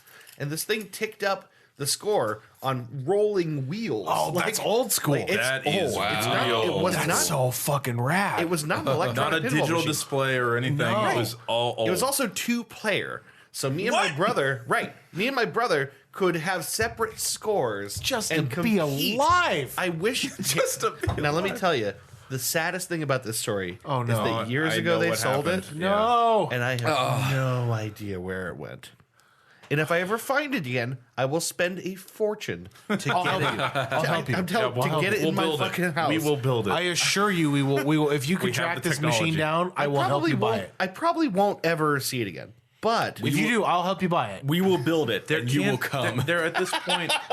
At this point, can't be that many manually spun dials where it keeps your score and the thing stuff is, like that. pinball's been around for so long. Yeah, pinball's an They old could have thing. bought it. Yeah. They could have bought it in the 70s, for all Yeah. I know. And there may be no documentation that it ever existed. Real talk. I mean, like, I don't know if you guys know this, but I am fucking good at pinball. The thing is, I got good at pinball because of that. I love pinball. I never really got all that. The fucking Windows pinball was the closest I got to be. No. I mean, old school arcade, like arcade style, full table pinball machine. Yeah. I love pinball. I was really good at pinball when I Pinball's was a fucking kid. cool. Yeah, it was like maybe the only game that I was good at when I was a kid because I'm historically bad at games. But like that thing of the old pinball machines. Oh yeah. I would love fucking to rad. have one. Fucking rad. That was the first game that you had played, though. Like, regardless of whether it was digital Honestly, or physical. I think I played that before I played the table tennis game that was a Pong knockoff with the wheels. Yeah. I played that before that even. I remember the first game that I had ever played. Okay. Now, and I even remember the computer that it was on. It was a Tandy either 2 or 3000, and shit. it used the 5 1/4 inch floppies. Tandy. Tandy. My dad had bought it from a friend that he knew at GM, where he'd worked, and obviously, and so they. And I really do not remember the name of the game, but I could like literally describe this to you, and I swear. J.K. Rowling stole this, and I'm not kidding you because I watched it on screen, and it happened before the films or the books ever did this. And what happened was it was a chess game, and it was some kind of a very simplistic like 8-bit chess game where I think I know. No, what keep this going. is. Keep going. So what happened was it was a very animated and Battle chess. It's battle chess. was it battle chess? Battle Because- chess. So It's old school battle chess. what happened was like sounds like battle if chess. you move the rook across the board, he would slide over, and then this like he'd Animation stop plays. right before the he didn't punch it right before the like the knight or whatever pawn or whatever it was he was going to attack. He would just open his mouth and eat it, and then hop onto that spot. And that was it was insane. So it's like battle chess, but I don't think it actually is. It may have actually been battle chess. I do not know the name of it, but I watched my dad play it, and this is how he taught me to play chess. Yeah, and it was so cool because, and I was little. I was like, this is amazing. This is really great because this is before Windows really existed or anything like that. Right. And that was the game. Now, at the time, I was like, my dad's a computer god. I'm sorry. This is insane. And then I grew up and I was like, he doesn't know how to operate a mouse. And then I have to stop you because I just found out that you play chess. So. Yeah, we've talked about this on multiple occasions. We need to play. Yeah, chess. we do. We should really play chess. Does a 4-player version of chess exist? Yes, it really does. Yeah, and it's fun. I showed you. It's this. a lot of fun. It's a lot of fun. It's hard. insane.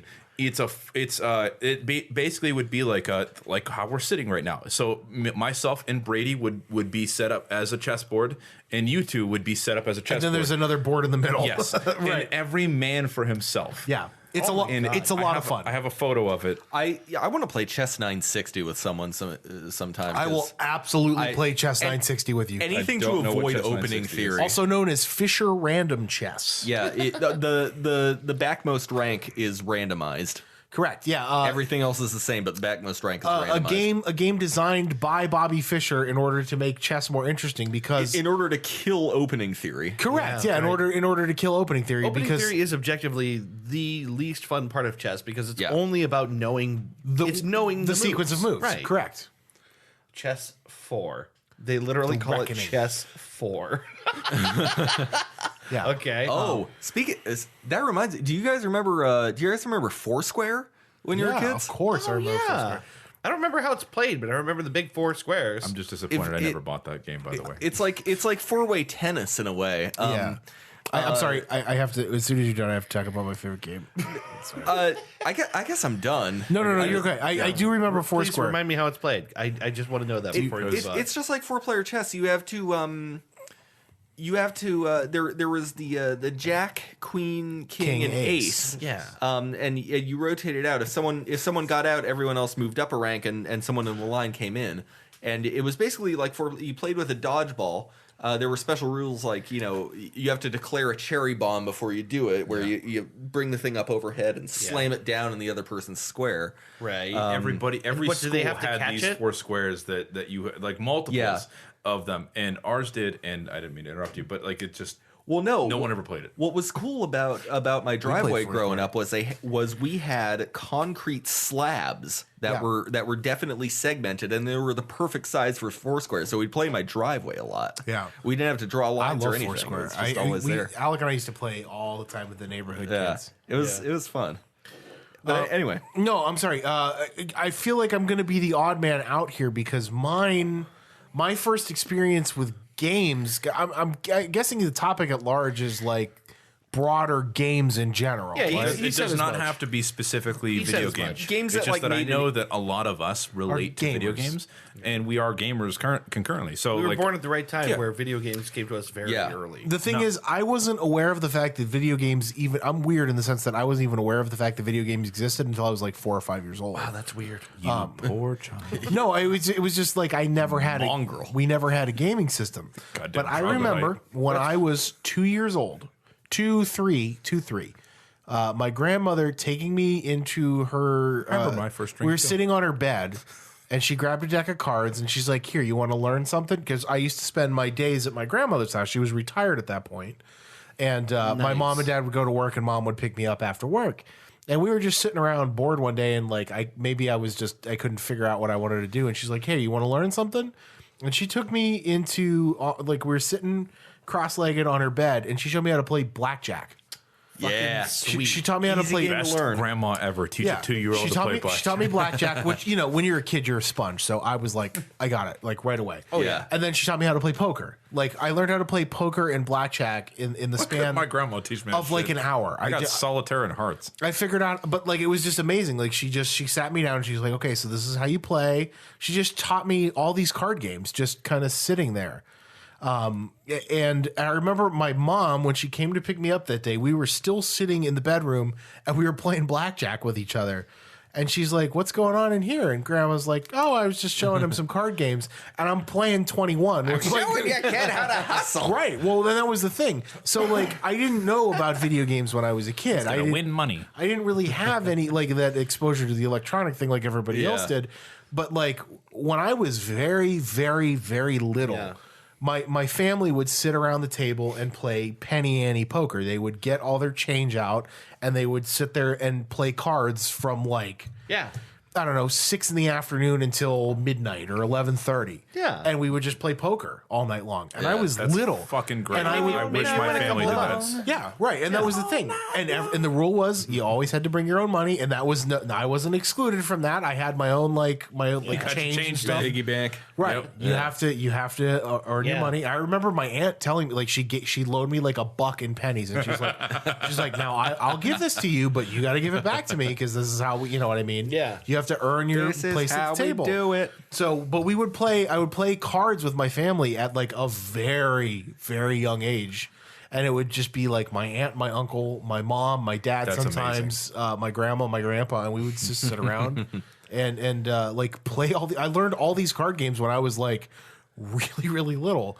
And it was my favorite time when I was a kid because it was like the one time that when I was really little that I got to stay up super late and hang out with my family. But not just staying up late. You get to be one of. You got to be part of the adult. You get to be an adult. Everywhere else in the fucking family order, there exists the kids' table. Sit at the Lego table. Right. The idea of being the kid at the I had grown-ups that shit, table. the Lego table. Oh yeah. Yeah. Oh yeah. That was such a big deal to me. Yeah. And it was like not just being at the grown-ups table, but learning how to act at the grown-ups table. Exactly. Be Right. respectful. Don't act You're out. taking like on it's- example. In fact, And since the kids' table is a bad idea. Yeah, I agree. Because it stops that from happening. The adults at the poker table. Fuck you. I'm sorry. Don't say that. Well, no, like they were, and like the thing is, like You got to learn it eventually. you do. You have to learn it eventually. Yeah. And like the thing is, I learned how to bet. Like, you know what I mean? Like, I Learn how to do it right. I'm playing with a bunch of degenerate how to bluff, gamblers, too. and you learn how to bluff. Right? And because it's your own money, you learn the value of that money. Correct. You learn how to hold on to it. correct, right? Yeah, and it was Just just incredible. Honestly, it really is. Yeah. it was a lot. I mean, and like I just remember, and I was like very little, and I Probably too young to be expected to be any good at that. correct. But you learn. Oh, I got good. I would win a lot. Like Yeah. it was one of those things where we were all, you know what I mean? Like we would sit for hours and hours and play cards. I fucking miss that. I miss sitting around and like just betting money that like for pennies that doesn't matter. There's always a poker set here. Yeah, if There's We always need to do We that, haven't actually. played in about a year and a a half. lot of us have bank accounts that are full of pennies. right. It's true. So many pennies. Can we do that for my bachelor party? Can we sit around and play cards? You know, That's absolutely on the table. We could get $20 out of the bank, and we could have 2,000 pennies Yeah, right. each. And we should just never stop playing. Yeah. But I remember we used to sit around the kitchen table at my grandparents' house, and it would be like, it was like the one time they would pull the table out of in the kitchen, put the leaf in to extend it, and make it larger, so Yeah. everybody could sit around it, and they would rotate like whoever got the deck next would pick what game it was, and I got to be included in that. That's I learned how to shuffle a deck of cards. What I was learned your how to- game? What was my game? What was the one if fish. you had to pick every time? It was a game that my grandma taught me how to play that I barely remember the rules of, that she called No Peek, which was basically like a version. Is this some like crazy old world shit? Like It was a version of 7-card stud, but there were 3 cards in the middle of the table that you didn't know what they were. And you had to make the best 5-card hand out of those. That's incredible. So you're betting with the cards in your hand, but you don't know what's in the center Sounds of the like table. Mississippi fucking- stud, but a little bit different. That's Yeah, I was fucking gonna say, it's- wild. Right. Do it's you not know even- do you know what Mississippi stud is? Well, no, it's just no. I was just saying it's like somewhat like the blind kind of thing, but you Yeah. have like Yeah. you don't even know what they are. until you everyone bet. is I don't blind. know if that's the official game, but Grandma used to call it No Peek. So that's what I always wanted to play. How many No cards were in the middle? If Three. I'm Three, if I'm right? remembering correctly, it was 7-card stud, but with 3 face down in the middle of the table. So I've having been to a casino recently, there was a Mississippi stud, is what it's called. Okay. And it was basically a poker game that everyone played against the dealer, not Yes. against each other. So what happened was so it's got that blackjack all the kind of cards thing were to it. face down. and I don't remember exactly how many there were, but you were dealt 2 cards, and the rest of them on the that were face down, you had to like, okay, what's your bet? And then you like say like the $5 buy-in. It was $5, and then so $5 down, and then they would flip over 1 card once everybody bet $5, and then it's like, oh, okay, well, I have like a 2 and a 5. I don't really have anything, but I might have something if I can find a pair within this. Yeah. Okay, So yeah, right. Yeah. Same principle. I'm going to put another $5 down, and they'll flip another card over, and then they'll keep doing this until someone has enough money to beat what the dealer might have. So everyone, it's like blackjack with all these cards face down. And you're playing only against the dealer. I'm not playing against anybody else but the dealer. And that's kind of the same. It's really cool. It's very fun. Yeah. And it's very fast paced. Yeah. It was the same principle, except we were playing against each other. And I remember you could only discard like 1 or 2 cards out of your 4-card hand. Yeah, I didn't get to touch a card. Yeah.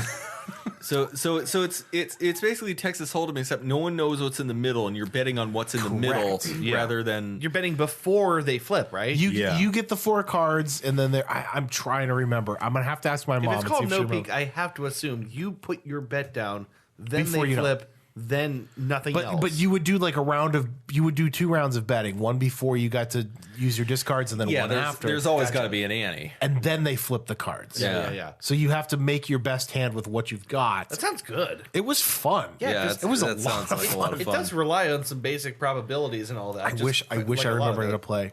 I thought of another game, but Dave hasn't piped up yet with his own. What was I going to say? What is I know what mine is. If you want to do mine real Well, I quick, talked but about like, what is I your? talked about the pinball machine. Yeah, already. that was your. Oh, you was did, that your first you did. game, or was that your prime game for childhood? I feel like Because I just mentioned my first game, but because I feel like the pinball machine was like the most formative. okay. It was like the one where I was like, okay, this is the most fun thing that exists on planet Earth. Yeah. It makes bells. That It lights sounds up. incredible. It was super cool. That is really cool. But I feel like the thing that I played more than anything probably was, well, there were a handful of things like those. So what's the company that makes Don't Break the Ice? Remember Don't Break the Ice? Don't spill the beans, barrel all monkeys. those, all those like so those kids games I played with my brother until the like all day long. We Those played were games like those. regularly like the most basic and also some of the most fun games. At some point, the thing is they're like tic-tac-toe because Yeah. there's more or less like Don't Break the Ice. You end up at some point with like a plus sign across the board, and like no one's gonna end it. Yeah. Whoever doesn't destroy it before that. I don't think I ever played that one. You ever played Don't Break the Ice? So that one basically- actually is a really big one. It's little plastic blocks in a big square, and then you have to mal it out. You have to hammer out a square. It's a grid. It's like a 12 by 12 grid of little plastic white squares. Yeah. In this larger thing, and you had to hammer one of those little squares out. Yeah, and ideally without collapsing the whole thing. Once the thing collapses in, then the game's over. Yeah, it's kind of like a Jenga of Yeah, it's like designs. a Jenga. It's Let's like see if I can horizontal find a Jenga. picture. Yeah, it doesn't No. sound familiar. Brady, was that your first game, or was that your? That was my first game. Okay. If you'd like, I can show you. I can talk about my first. I don't even know if I remember my first video game, but the first experience I remember was at a J.C. Penney playing Star Wars Rogue Squadron. What? Wow! And that was the game that JCPenney. It was at like in the women's section of a J.C. Penney. There was a little like 8-inch CRT TV setup. Yeah, a place to put your kids so you could shop and they wouldn't run away. Yes. Correct. That was It's like the honestly husband probably chair. what- And I remember For I your was kids. like, it was like 96, 97. Husband chair. And I said, I want that. I want this system. I want this game. And I got it for Christmas that year because it was like Christmas time. So that's the first game I remember playing.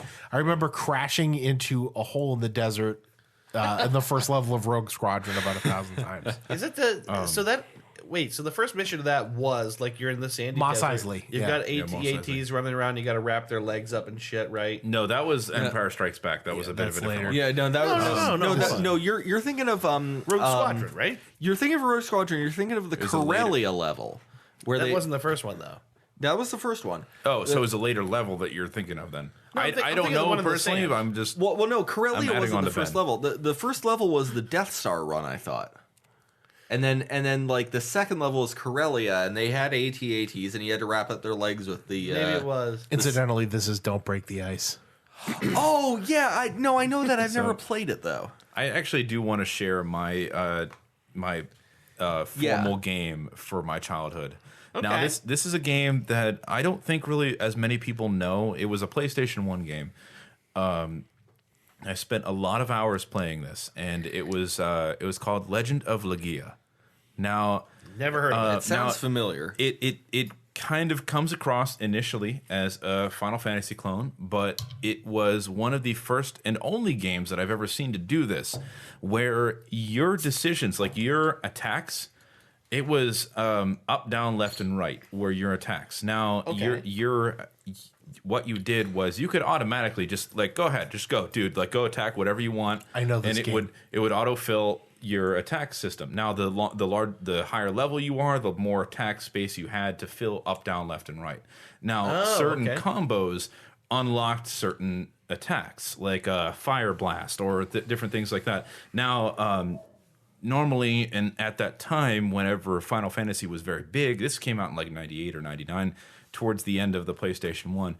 And like your character would run out, attack, and then like leap back to its spot. Okay. In this game, which I thought was the coolest fucking thing in the world, was that your character would run out and attack that person and stand there and wait for them to attack. So people would be all over the field. Yeah, right. You got to think about the next moving. turn. And then on top of that, if I changed my character, like because Final Fantasy was like that definitive thing at the time, if I changed the character's armor or if I changed his weapon, it just like that was it. Like he had the big sword and the black armor, and that was all he had. Yeah. But you knew that he had the upgraded version of whatever it was. Yeah. In this game, if I had the upgraded version, it was like you had the scale armor and like the headband or whatever, or like the helmet or whatever it was, and like the sword that looked like a bat wing. I don't know, but that was actually one of the higher end weapons in the game. But it was really cool to see like those things reiterated in the combat. And then later on, and you had when you would upgrade your character to a certain point, you had like hyper arts and excellent arts and like all these different levels of arts. And I was given this game at my 7th birthday. I was given the game and the walkthrough. And I still have both, and I'm so proud of it because like this game was like I think at the time when I beat it, it took me like 60 hours to do, and it was a little goofy. It was kind of like out there, but the concept was that the mist had like this fog had filled the world. And yes, the fog has descended upon our world. Yes, we must disperse of this mist and fog. The smog had come in. The world shall be covered forever. These trees had like each certain areas of each map. There were 3 maps had these. They were called Genesis trees, and if the but this was on PlayStation. This was on PlayStation 1. It was one disc. It was not 3 discs like a lot of the other games. It's not on Sega Genesis though. It was just on PlayStation 1. Okay, it's on PlayStation. Yes, PlayStation. And what? Oh, I'm sorry. I was making a pyramid. a pyramid. That's a nice pyramid. Yeah, it looks good. That looks nice. Thank you. All those. It's the best pyramid. The Milwaukee's Beast. The Milwaukee's best pyramid. Man. Milwaukee's best for when you're absolutely an alcoholic. Yeah, pretty much. Yeah. It's funny because it's true. Yes. 6% alcohol and Tastes horrible. $15 for a 30-pack. Yeah. So, anyway, the Genesis trees. The Genesis trees, they would, when you activated them, they would wipe away the smog that was in the area, which would bring in monsters. So you would have less encounters and things like that. And like getting rid of the smog means less encounters. Yes, okay. And so it in some portions of the game, you had these things on your wrist that would basically capture them like Pokemon.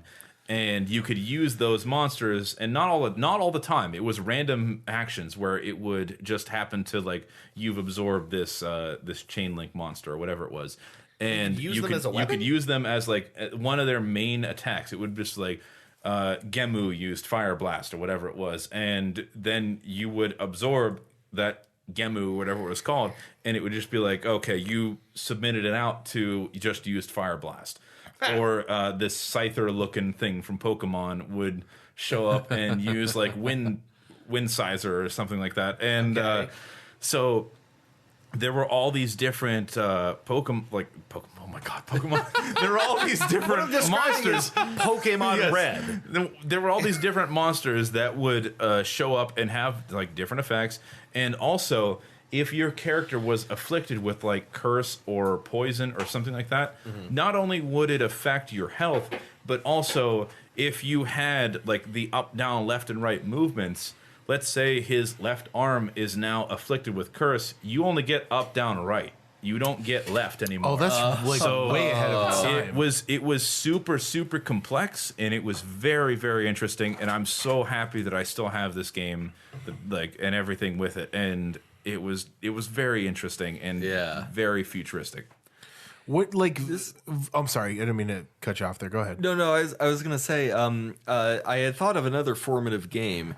Because I had been talking, I feel like a little earlier about how much. Oh no, we were talking upstairs about how much I play Rainbow Six Siege. Yes, it's my most played 4,000 hours that you poured into it. My most played game on Steam. It's not 4,000 hours for the record. It's about 300 hours. But less. But I feel like because. My folks never sprang for Windows back in the day. I feel like they thought it was too complicated. My dad's a Luddite. Like at the time, he still used an Underwood typewriter for all of his office correspondence. I fucking love typewriters. And my mom, the most she ever did, and she still does, is Mac computers. Yeah. And fortunately, one of the games that was out for the Mac was Marathon. Yes. Can we talk about how good Marathon is? Marathon. I really don't know what Marathon is. So okay. Please Do elaborate. you know what Halo is? Yes. Marathon is early Halo. Marathon is Same company. Marathon is Bungie before Bungie got big. No. I know what this is. Okay, never mind. Yeah. Sorry. Marathon was an entire trilogy. The first Marathon, Marathon 2 Durandal, and Marathon 3 Infinity. Yes. And they were kind of fucking incredible. They were really good. They're all open source now, so you can play them for fucking free. Thanks, Bungie. But they were really the Mac answer to Doom. I never played Doom until I was in my teens. I wasn't thinking about Marathon as like the Bungie game, but yes, I do remember this now. Marathon is just you're the security chief. If that sounds familiar, there's a reason. The chief, you say. The chief.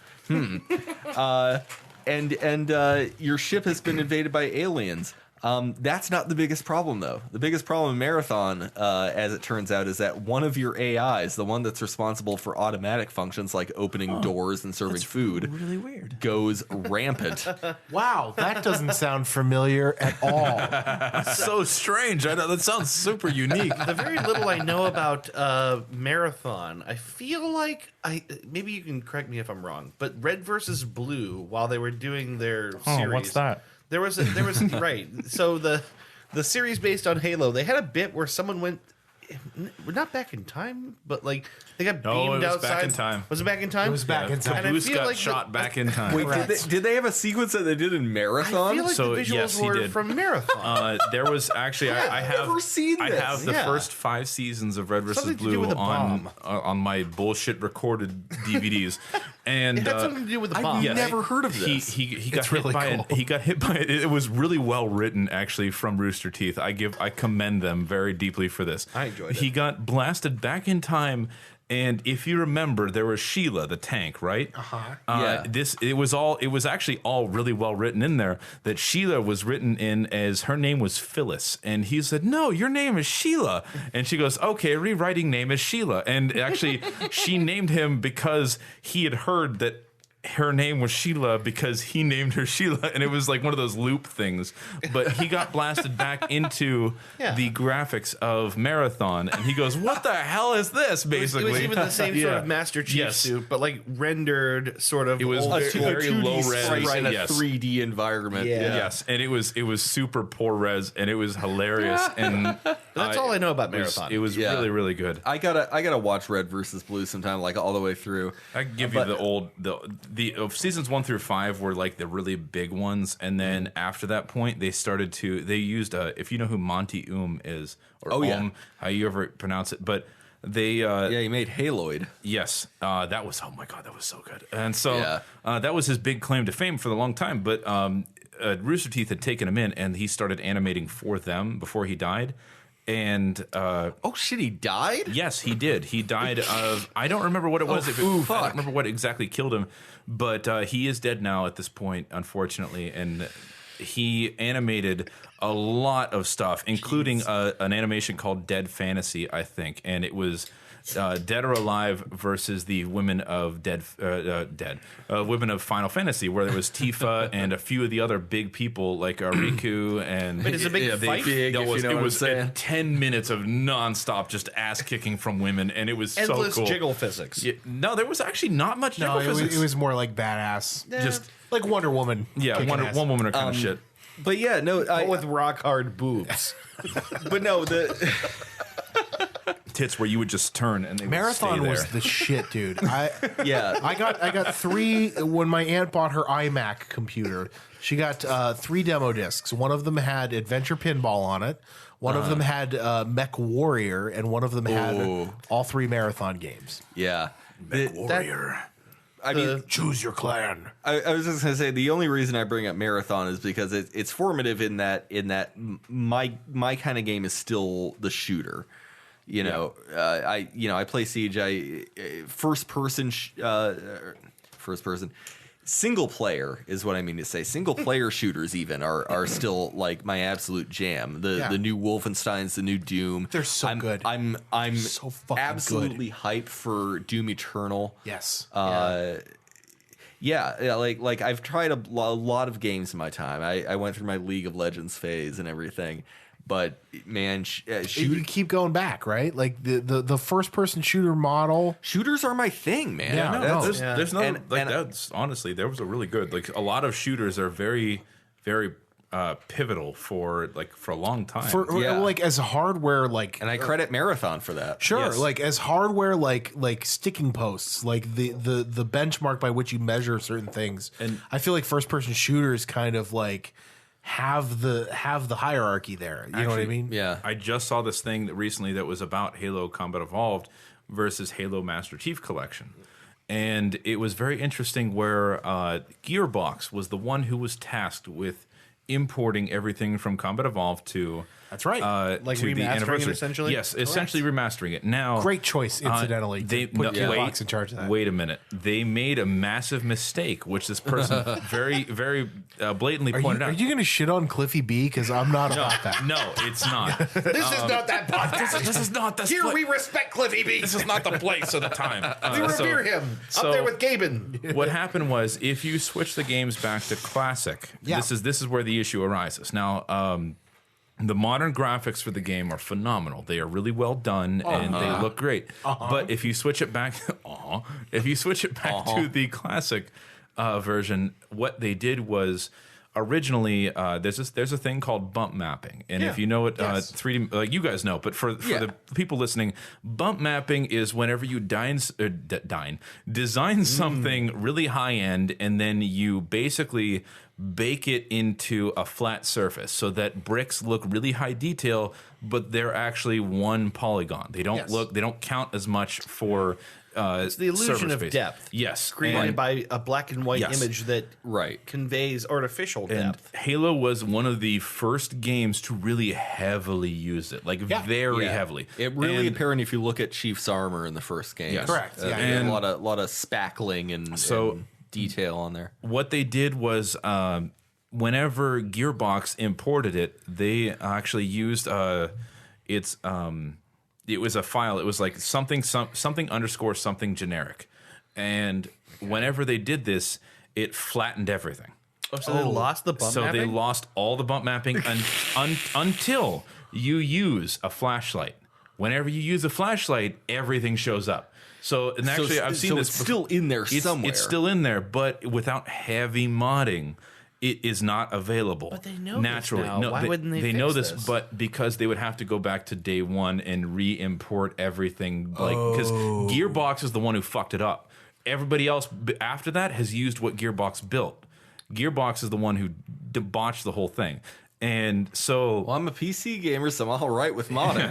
No, and modding is fine, but it's that whenever you shine a flashlight on the sand, you see all the ripples and everything else. Yes. Whenever you take it off, it looks like wet clay. Yeah. And it's skeptical, so bad. though. I'm kind of skeptical because, like, I'm going to send you the video that I saw with this, and it's so bad. Well, like, can they not apply the bump mapping when the flashlight is off? I don't know what the specifics are because I don't know how the textures are baked into the game. I guess I don't because that actually adds a complexity to it. Because whenever I was doing game design in college, there's a way that you bake in the bump mapping for it, and it makes it more complex if you have to add something to it. And so adding the flashlight is probably what adds that extra layer that they needed, but it shouldn't have been there to begin with. And so, but it was just kind of interesting that was an oversight that they had, and every game since then has been built off of that mistake. Yeah, right. Like never again kind of thing. Yeah, and they even with the Master Chief Collection, it still exists as the Gearbox version. So if you use only if you use the old graphics, not if you use the new stuff. Yeah, which I mean, like. You want to use the new stuff on any of the remastered ones? Oh, yeah, because fuck that old shit. It's fun to go... Well, no, don't say fuck the old shit. But you don't want to play it for long. You want to see the new stuff. It's good to put those like rose-tinted glasses on. Yeah, and, like, you want to see side by side. And really enjoy it. It's like if you could go back in time and see the bedroom you grew up in. Correct. Yes. Yeah. You don't want to stay there long. Oh, my God. But you want to see it. You want to know what that's like. I had a Chicago Bulls poster in my room with Jordan, Pippen, and Rodman. That's right. The Holy Trinity. So, there is. I have the Father, Son, and the Holy Freak. Yeah. Yep. Before we go into the closing thing for everything, I would assume. Whoa! Are you talking about closing this? Because I got more here, son. Okay. Well, I have. We got plenty of time. We just got time to burn. We're not closing this. We set 2 hours more or less flat. We set the trend for a long episode here at the beginning, and we're not going to end it now. Okay. All right. You can't start an episode about gaming. Well, in that case, I'm going to piss right now. Yeah. And be good to go for I have one game that actually, unfortunately, Ben would probably be a big fan of if you can hang out for 1 second. No, just go pee. Go No, pee. he can hear us. Go. He can listen. Damn it. I could talk about something else for 1 second. So actually, So how you doing? I'm doing great. That's good. I'm doing pretty good. Chris, how you doing? I'm doing really good. I'm about to tell you about. My bladder is so empty. Brady, please tell us. You want me to tell you? Yeah. Okay. This ties in with a couple things. The reason I'm a hockey fan is because of a video game called Wayne Gretzky's Super Nintendo. Wayne Gretzky's 3D Hockey 98. And you can watch us play it again on the Three Dudes YouTube channel. I literally have the Super Nintendo cartridge for Wayne Gretzky, actually. Wayne Gretzky's 3D Hockey 98. I went to my brother's house.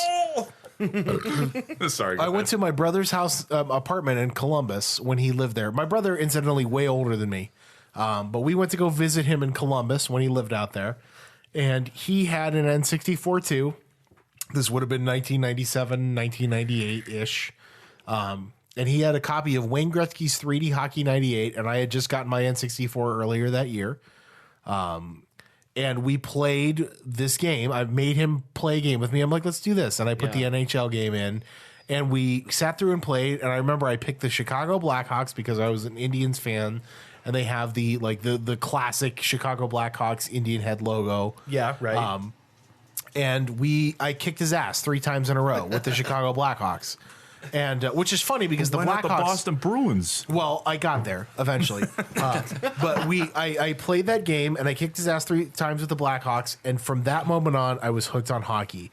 And I remember he sent me a bunch of old N64 games when I got home. He had tons and tons of games because he was like college age at that time, right? Yeah, right. And he just sent me a box of games. He's like, I'm never going to play these here. And he sent me like 20 games. And one of them was Wayne Gretzky's. He sent me the hockey game because I loved it so much. And I was a hockey fan ever since then. I was a Blackhawks fan until it's enough. Yeah. It got me in there. And I was a Hawks fan when they were the worst team in the league. And then when NHL Hits came out in 2001, Alec and I was the only one in Austin town with an Xbox because there was only like 250,000 that were released for Christmas time, and I got one, motherfucker. And I had NHL Hits 2002, and we always used to play as the Boston Bruins and Jumbo Joe Thornton. Yeah. So video games are like the reason that I'm a hockey fan. Yeah. Because I kicked my brother's ass at Wayne Gretzky's 3D hockey. The game also happened to fucking rule. Yeah, the game objectively. The game is fucking awesome. It's still fun. It's still fun, even though it's bullshit. it's still a lot of fun. It's hard to play. Wayne Gretzky's 3D hockey. Yeah. Wayne Gretzky's. It's fun to play. It is objectively bullshit. It is bullshit, but it's still fun. Features the Midway guy, the guy who does the announcing for NFL Blitz and NBA Jam. They actually had the real audio clips in there for him too, and in the Super Nintendo, I know that they did, but is it the shows? But so that what's up a brick? Yes, no good. Tyler. The game that I know that Ben would really appreciate. I don't know if you know this game or not, but I played it on Windows 95 and Windows 98 was the time when it came out, but it was called Deadlock, and there were more than one of them. Now, Deadlock was. I don't think I know this one. So I feel like you would appreciate it because it's not an RTS. It's a turn-based strategy game. Okay. And what you did was in the beginning I had to I had to figure out how to get it to work for my dad because he was such a big fan of this game. I had to figure out how to make it work on Windows 7. And that was how much it took work for this thing to it took extra programs for this program to run VM, and I don't remember what it was that I used, but what happened was in this game the way the Deadlock worked was that you selected a race of either humans or varying type of aliens, and each of them had pluses and minuses for each one, and it's very civilization based.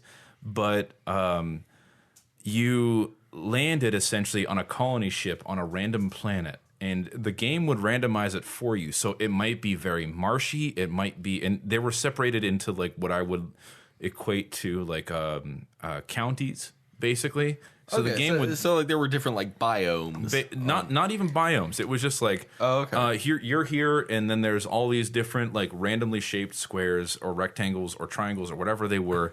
And they would be separated out, and some of them might have good resources, and depending on what you looked at, some of them might have bad resources. So if they were very marshy, then there was not much building property on them. Or if they were very woodsy, then they had a lot of wood. Or if they were very mountainous, then they would have metal. But in the game,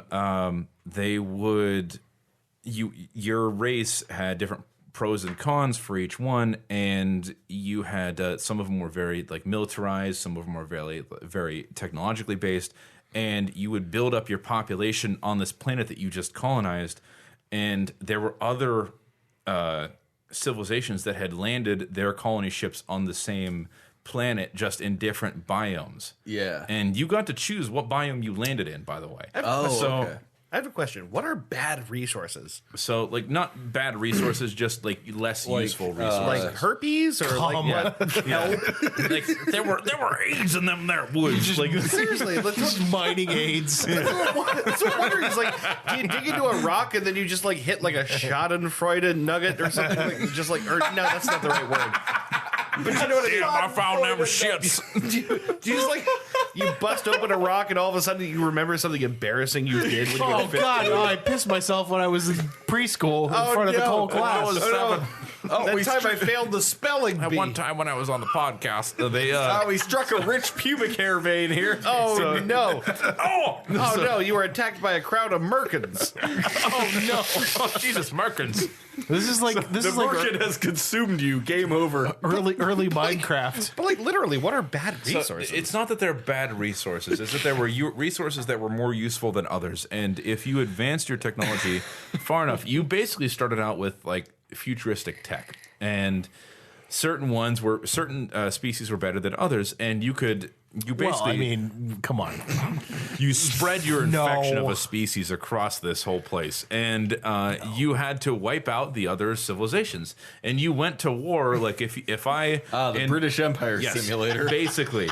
And I'm not kidding you. If I went to war, if I put like a military experience on this plot of land, and the base, I don't know the names of them, like the Gorgonites or whatever the fuck they're called. Yeah, the Gorgonites. If they went over here and those things that Kirk fought in Star Trek.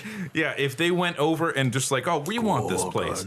So you had to either send reinforcements to that location if from the next closest spot or whatever you had. So if you didn't have anybody ready, then wow, you lost that place. And now they're really close to you. But you could only go one out from wherever you had an established base from. Oh, okay. So you basically spread out slowly on all these different areas and built up, and you had riots to deal with and other things like that. So if you didn't peel your people, if you didn't pay your people well enough, then you had all these things to deal with, and they would let you know like what was going on. And then once you're done with everything that you could do, you ended your turn, and everybody made their stuff. And then it came back to you, and you did everything else. This sounds an awful lot like the Total War franchise. It was to me, but this was like early to mid 90s, and this sounds really impressive, like a precursor. This is making me think. I'm sorry, there were cutscenes on everything. This making me think of a game that doesn't exist, but it's like World Simulator where it's all golf.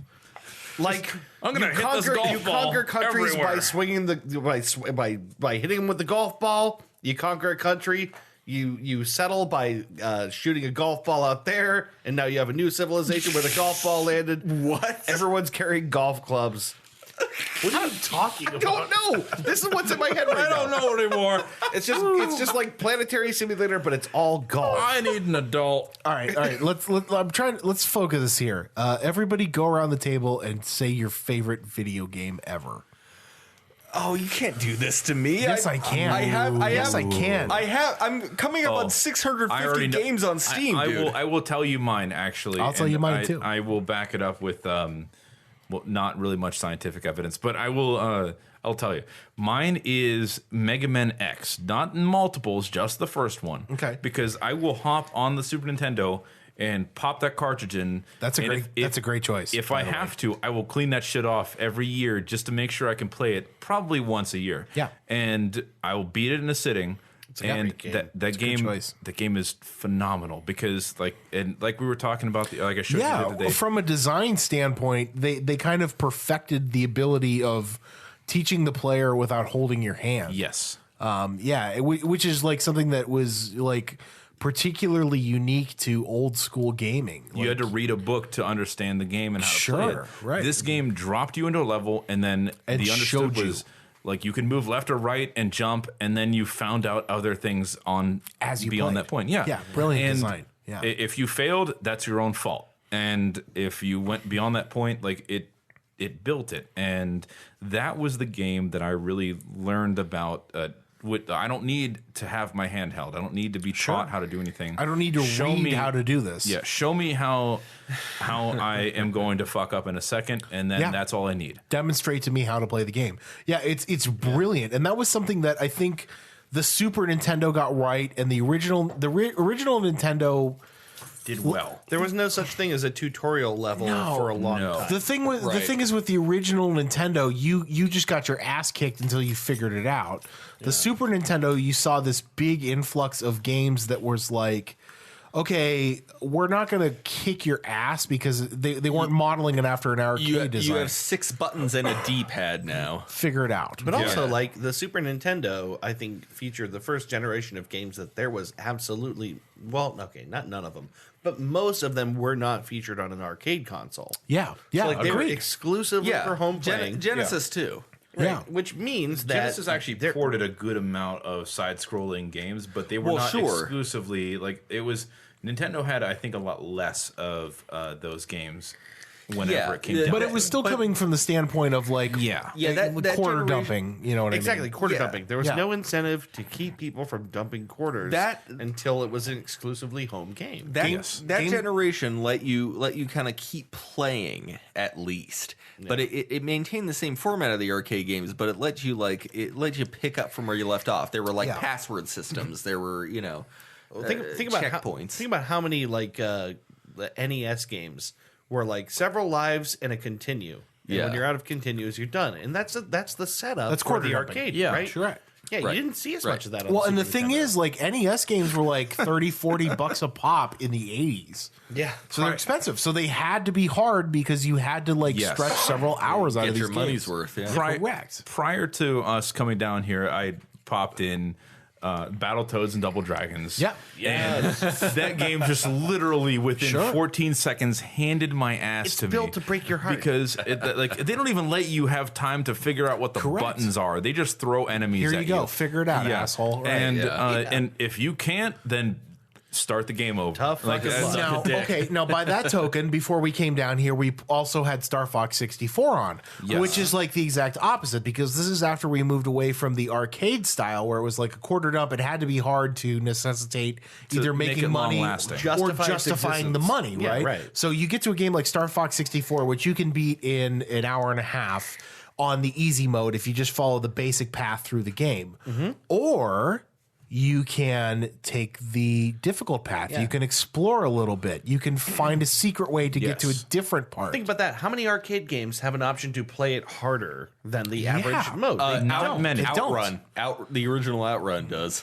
Basically, that most of them do not. Right. For like that very You're on a line for most arcade and then like early NES games. Because why would anyone in the arcade choose to do a thing that is going to cost them more money? Bragging rights. I suppose some people who have spent enough time at it I want to challenge. But you have to dump a lot of money into it at that point.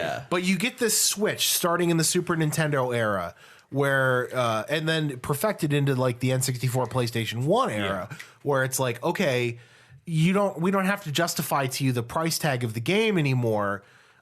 So you can either just go through it this way, or you start to see the branching path theory, where you can Link to the Past, perfect example. You can beat Link to the Past in multiple whatever order you want. Really, it's going to take time though. Whenever you beat that game, because I beat that game multiple times, and there was some shit that I found later in life that I never even know. I was like, "There's stuff there," but the technology had evolved to a point where it was like, okay, well, you can do it this way. Or we have the technology now to give you branching paths, so you can do it in certain orders. I think the current record of Ocarina of Time is like 15 minutes or something like that. Something crazy. It's something ridiculous, yeah. But like a game like Star Fox is basically built on the idea that you can go through in whatever order you want, basically. After don't go. That was a good silent. Stop. Wait, there's a video we should watch after this, and that is that is a video about a certain Ocarina of Time speedrunner. Okay, hell yeah! That I want to show you guys who devolved. It was impressive, honestly. It really is. Devolved into basically madness. Yeah. Okay. But anyway, favorite games though. So okay, you brought up Mega Man X, which is an excellent choice. I'm going to go a little bit farther into the hardware aspect of it, which is into. I explained that weirdly. I'm going farther ahead into the hardware timeline to the original Xbox, a game called Jet Set Radio Future, which is only popular because the game did not. People only know what it is because it didn't succeed on its initial release, and they gave it to you along with Sega GT as a holiday disc when you bought the console. Okay, so I'm going to tell you, I had that as its original title. Me too. I loved that game. Hashtag me too. I haven't played it. I have it on Steam. I have said Jet Set Radio. You have Jet Grind Radio.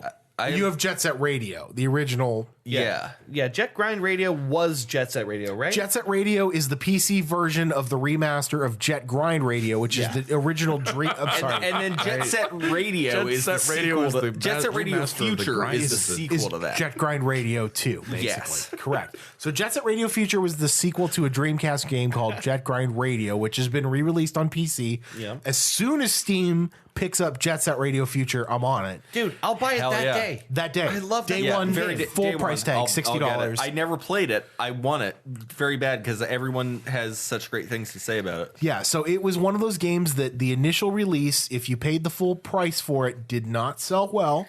How the fuck do you know what games I have on Steam? Don't worry about it. Because I also have Jet Set Radio on Steam. So right. You can see It actually, doesn't it tell you? I can check what any of my friends have on Steam, I think. Yeah, it does. It's just you have to go through the effort to check. You have to be a weirdo creeper to want to do that. yeah, right. What a weirdo. What a fucking loser. No, but Jet Set Radio Future came out in 2002, like just after the original Xbox had released. I never got around to playing that, actually. It's a great game. So the cool thing about Jet Set Radio, the entire idea is that you're a street gang of roller skating street punks. Banksies. Yeah, who Banksies, right, who basically... Skate Banksies. They roll around on rocket-propelled skates and graffiti Tokyo, basically. All the while being chased by the police. And the mayor and fighting rival spray painting gangs. Right. It's a better Mirror's Edge. Yeah, that's a really accurate. Not a bad. That's not a bad depiction of that game. Yeah. So you drive, and I love Mirror's Edge, so I'm sure I'd love these games. You roller skate around in the world of Jet Set Radio Future, which is basically like a techno advanced version of Tokyo. And you spray paint rival gang tags, and you avoid the police, and you have little like really crazy boss battles that you see. But it's all held together by this really simple mechanic of jumping, grinding on rails, doing tricks, and spray painting. That's the whole game. Yeah, there's basically 4 actions. Correct. And it's this nice, simple thing, and it's all held together by DJ Professor K, the artificial radio DJ in this world, who spins the music in the background that kind of pushes you forward through the game. Yeah, and the soundtrack, by the way, while we're talking about that, is incredible. Like, except for maybe the Tony Hawk series, the greatest soundtrack in a video game ever. Yes. So good. So impeccably good. Earworms. Every single track is a fucking earworm. Every track is so well placed, and they present it to you in game as a DJ who's mixing the radio tracks like as you're playing it. Yeah. And the farther you get in the game, the more tracks that come through the radio. Yeah, right. It's featured like this crazy cell shaded graphics and all these like very distinct, unique worlds. Yeah, the cell shading was not totally unique at the time, but it was rarely employed. I think they were one of the first couple of games that I took notice of. That 13 was another game that did that. Yeah. Certainly, one of the games that did it the best, I think, hands down. Oh, it's so cool! But it made me want to. At the time, I was doing a lot of 3D modeling. It made me want to make like cell shaded shit all the time. I mean, the levels are so memorable in that game. Shibuya, from the basic like Shibuya Terminal. Here you go. We're throwing you out into Tokyo. Grind all these rails, spray paint. Yeah. To like Hayabusa Square. I remember that game too. There's an entire level of this game which is basically just a giant theme park.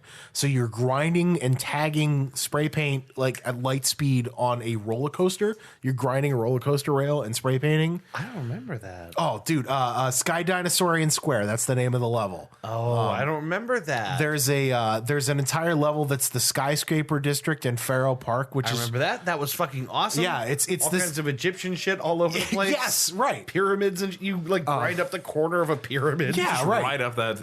Yeah, it was awesome. And the thing is, it was a game that encouraged exploration because they had graffiti tags in very hard to reach places that you had to hit to progress in the game. And the way that worked is that like the graffiti locations are marked on, like you can see them. So you can see them on the map everywhere. Yeah, you can spray where they tell you to get to. I gotta try this. If it's not gonna be released on Steam anytime soon, I'm gonna emulate it for sure. You should.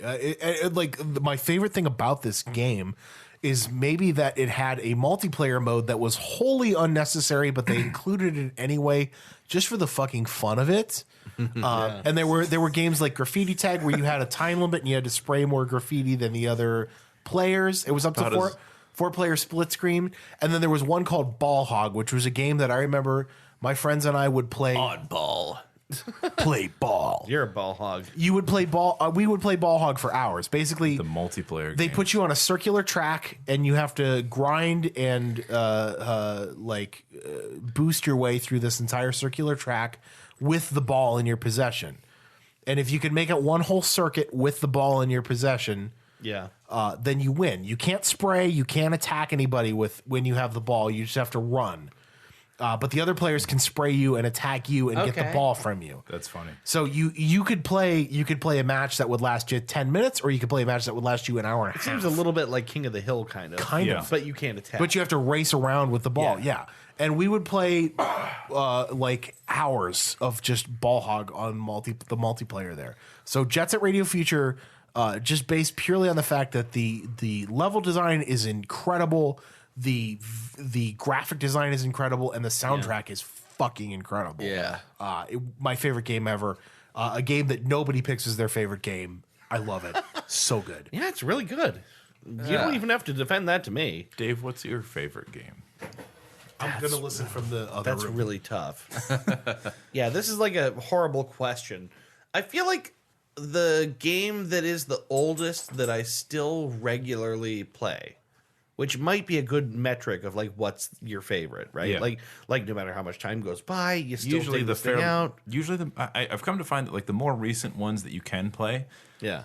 Like for like Assassin's Creed or some of the other ones, like they have like, oh, I spent a good amount of time, or a Witcher or whatever it was. Like I spent a good amount of time playing it. It was a great experience. But that's it. I'm not going to come back to it. Exactly. And so I'll never come back to the first Witcher. I'm glad I played it, but I'm never yeah, going to come back no, to it. I will not revisit Witcher 1 or Witcher 2. Witcher 3 was great, but I'll never come I back. bet you won't play The only Dark reason- Souls again either, Ben. The only reason I'll come back is because of Gwent. Yeah. Like in The Witcher. You know what? I'm fucking off. I feel like I'm missing a lot by not playing Gwent, but I'm terrible at deck building. No, it doesn't. Like you just have to find people, and it becomes a numbers game very quickly. Like that's Yeah, all it really becomes. I don't get it. I don't get Gwent. I haven't played it at all. So one of these times I'll explain it to you. But the No, I get it. I just suck at it. I don't want to play it. what was your older game that you still revisit regularly? I think the one that I still play quite a bit, considering how old it is a Super Nintendo game called Claymates. Nobody knows what this is. You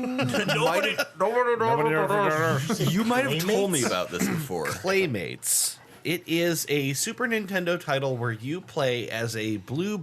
You play as a boy. Blue ball. Yeah, exactly. Yes, you play I as got a blue boy. balls. A boy named Clayton who was turned into a blue ball of clay. Right? Okay. By some weird, Okay. some scientist did something to you, and now you're a ball of clay. I'm with you so far. So that's the premise. Is you're basically like your small Mario version is you as a ball of clay, right? And then you get power-ups as you play the game. So if you pick up a gray ball of clay, you become the mouse. It's a platformer, and you can run fast, you can bark at people, you can do stuff like that. If you become the squirrel, you can like chuck nuts at people. If you become the whale, you can obviously swim without drowning, right? And you go throughout the levels picking up other balls of clay and taking on their powers. Okay. It sounds a little weird, but it's made a lot better by the fact that all of the in-game sprites are like actually clay looking. Like the whole thing looks like it's made out of clay, which makes it a lot of fun. Like it's visually really fun. The platformer itself is super cool. Like the power-ups are like really rewarding. I don't know. I'm guessing distinct, like really unique Yes. from each other, right? Yeah, like every power-up is super distinct. I have They never serve- heard of this one, and I actually feel like I need to look it up. That's the thing with a good platformer. It's basically it boils down to how good does it look, how good is the jump mechanic, and how good do the power ups make me feel. So right How there, good does the jump mechanic? How good? Yeah, well, the jump mechanic, incidentally, is very good. It plays exactly the way that, like, So it does. It does. How good? How It well? does good. How well programmed is the jump mechanic? Is It's what very I meant. good. Yeah. The thing is, like, that same thing of like where Mario would like when you would jump and release was like very specific. You got to know how it felt. Yeah. And you could nail those jumps because you knew when to let go. Claymates feels very similar. You have a loftiness to the jump that can be released at any time when you drop the button. Yeah. if you get 2 of the same colored clay ball, you get an extra ball hovering around you, and when you attack, it just shoots out and hits other things and comes back. Yeah. So you have like a range attack if you like continue to not get hit. Okay. I don't know. That game, it's hard to explain it, I guess, but between the aesthetics and the rewarding like nature of the gameplay and the fact that it has that world map where you go from level to level, and That's really cool. same as like Super Mario 3 where you go around the map and you choose levels from there. There's a lot to love. You're chalking that up to favorite ever? I think it's just the one that I still come back It's to. one of your big ones as a kid. Nothing wrong with that. Between That's kind of what I wanted to get to. Like, what's the one that you even still look back on? Like, I would play that again. I think it's or I do play that again. That and Cool Spot, which I've talked about on the 7 show. Up Cool Spot. Yeah, I won't talk more about it on this show, yeah. but Cool Spot and those two, those two are like the games I always want to play. I don't get tired of them. That's really great though. Do any of the other guys have any? What's your favorite game, Ben? Mine definitely. I've been thinking about this the entire time that the rest of you guys have been talking, and I was worried that you, Chris, were gonna say it first. I think honestly, all told, in retrospect, my favorite game is probably Splinter Cell Chaos Theory. So good. Oh shit! We've talked at length about this, and I haven't played this game. that's I actually unfortunate. did not play enough of this game. Oh. It does. Can you get it does- still on Steam? Yeah. Oh, Yes. it's absolutely you definitely can, still on and it's Steam. got co-op. And if you get it, we'll play co-op. Yeah, we'll find a way to play co-op. Yeah, right. I think their names were Steve and Bob that I told you GameStop used or something like that. Yeah, Splinter Cell Chaos Theory does a lot of things for me. So I told you my most played game on Steam is Tom Clancy's Rainbow Six Siege. Yeah. I'm a big fan of Tom Clancy games in general. I as much of a pacifist as I claim to be, I really do like these, special ops. Yeah. American heroism kind Right. of things. Yeah. And I love spy fiction, and Splinter Cell has always been the perfect blend of that. And Chaos Theory is the perfect iteration of Chaos or of the Splinter Cell franchise. Maximum Chaos. Well, it has the best soundtrack. Yes. It takes all of the best mechanics from the previous 2 games and blends them into one magnificent thing. So Splinter Cell is what I had on Xbox, the first Splinter Cell. The very first Splinter Cell. What is new or exciting about Chaos Theory that elevates that gameplay? The control scheme. The control scheme? The control scheme is really great. The animations are a lot more fluid. For one thing, in Chaos Theory, you can move quickly while crouched, Okay. which I don't think you could do in the first Splinter Cell. Okay. Some of the gadgets are consolidated. In the first Splinter Cell, you had a sticky camera and you had a sticky gas trap. Those have both been consolidated into one gadget in Chaos Theory. You can use either Oh, or. yeah, like on a one sticky thing. object you could deploy one of two.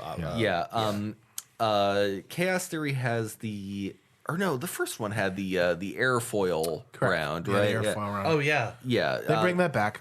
yeah. The third one has that too. The second one did not. No, it did not. Pandora Tomorrow. I Pandora believe Tomorrow. is- Yeah. Still not bad. Pandora Tomorrow was good. They tried different things. GameCube yeah. exclusive Pandora Tomorrow. No, it was on the PS2 as well. That's right. Yeah, it was on there. It was on the PC as well.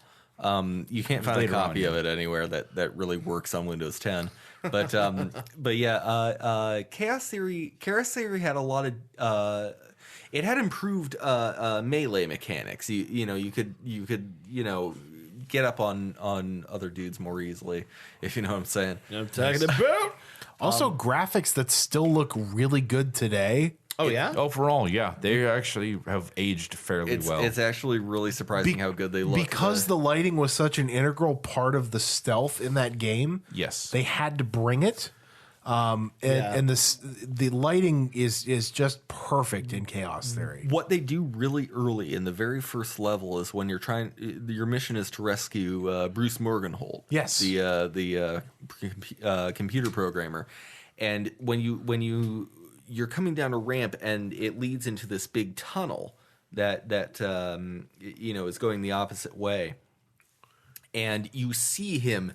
You see his shadow, the shadow of him hanging by tied by his wrists to a pipe, right? Yeah. And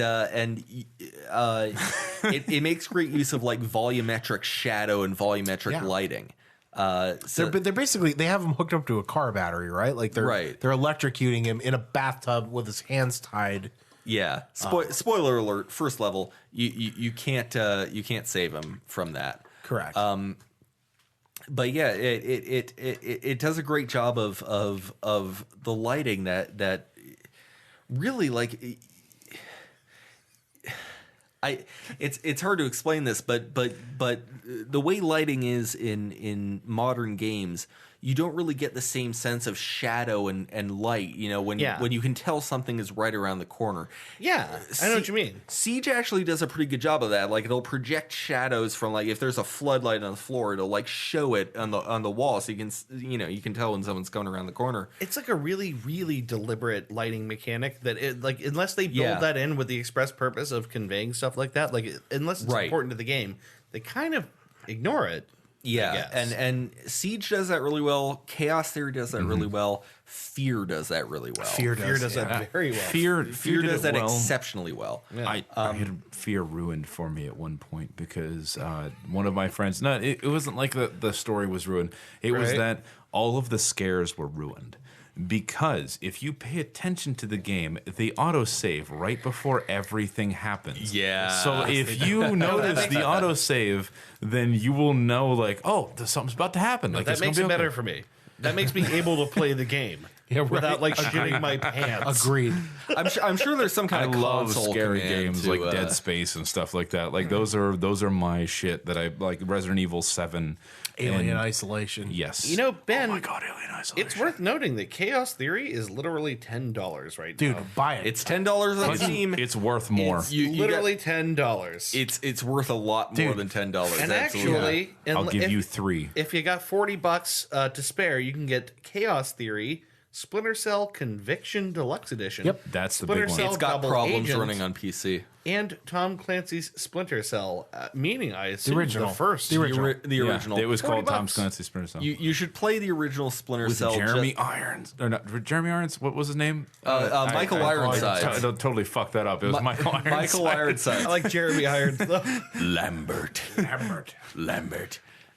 Yeah. Just because he's dead doesn't mean I have to leave him hanging there like a piece of meat. Why did you torture Morgenholt? Why did you torture Morgenholt? Dudes, payday is Friday. Why? I really want to buy this game. Buy it. Get Chaos Theory. Chaos Theory. It's honestly, I just now selected it as my favorite game of all time. Listen, Do you not trust me? The only game that up until Payday. like at the beginning, official Xbox magazine gave a perfect score to. Yeah, right. Something they said they would never do. Yeah, right. They gave Chaos Theory a perfect score. It is perfect. It is a perfect game. Yeah, the only thing wrong with it is Sam Fisher's eyelids.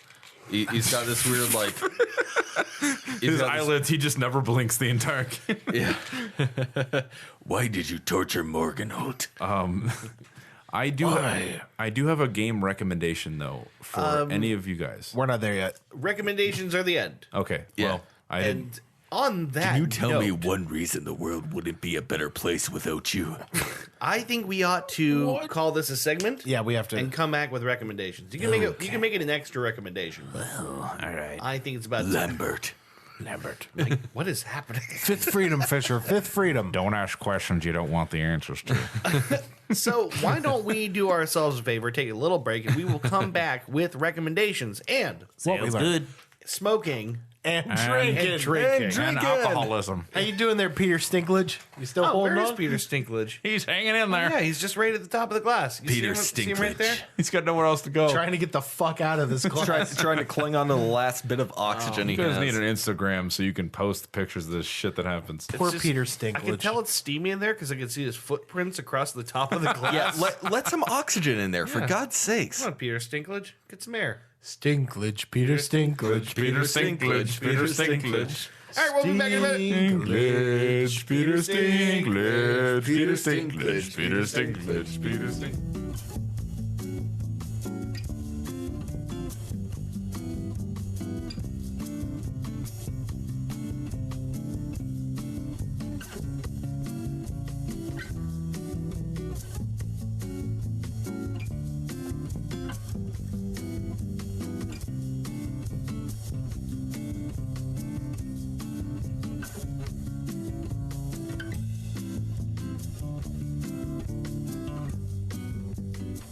talk about Deadlock to you whenever we were recording, or was Yes. that okay? Okay, I Yes, just wanted you to did. make sure. You did. Yeah, You did. we talked about Deadlock while we were still on. Good. Oh, are we on? Yeah. Oh, we're on now. We're on now. We rolling? Yes. Oh, hi, Alan. Are we rolling? Thank you all for joining us on this very long episode of the Three Dude Cast. Woo! 3 Dudes throwback to when we did 3-hour Turns episodes. out we really like video games. Yeah. Who knew? and can't shut up about them. So, But anyway, Tyler, as host, I am going to tell you that it's recommendation time. Oh shit! But of course, Tyler, I leave it to you. How do you want to do this thing? So, recommendations. I had a recommendation before we took a break, and now I can't remember for the life of me. Well, what that means you got to throw it to someone else. dude. Fortunately for you, I remember my recommendations. that sounds like a good call, Brady. so Ben, what what would do you recommend for So yours? Ben, what do you no? well, I'm going to recommend a thing that's on Viceland TV. Vice is historically not good at anything, but Viceland is historically pretty good at creative programming. So there's a show that just came on Viceland. It's called Dark Side of the Ring. Dark Side of the Ring. They did 5 episodes based on. Are you sure this isn't a Transformers movie? I'm 100% sure. Are you sure this isn't a Pink Floyd album? No, it's called Dark Side of the Ring. It's basically a little mini episodic documentaries based on things that happen about wrestlers or about wrestling. And as the name implies, it's some of the darker parts of wrestling history. That ring. So yes, Yeah. yes, it's called Dark Side of the Ring. squared circle. One of the as they episodes is call it. about the murder of a famous 1980s wrestler Bruiser Brody. One of them is about wrestler the Fabulous Moolah. Is he just happy in there? One of them is about the he's disappearance content not of Glorious Gino. Stink Floyd. Oh my god. Sorry, just giving him some air. I'm sorry. It's all right.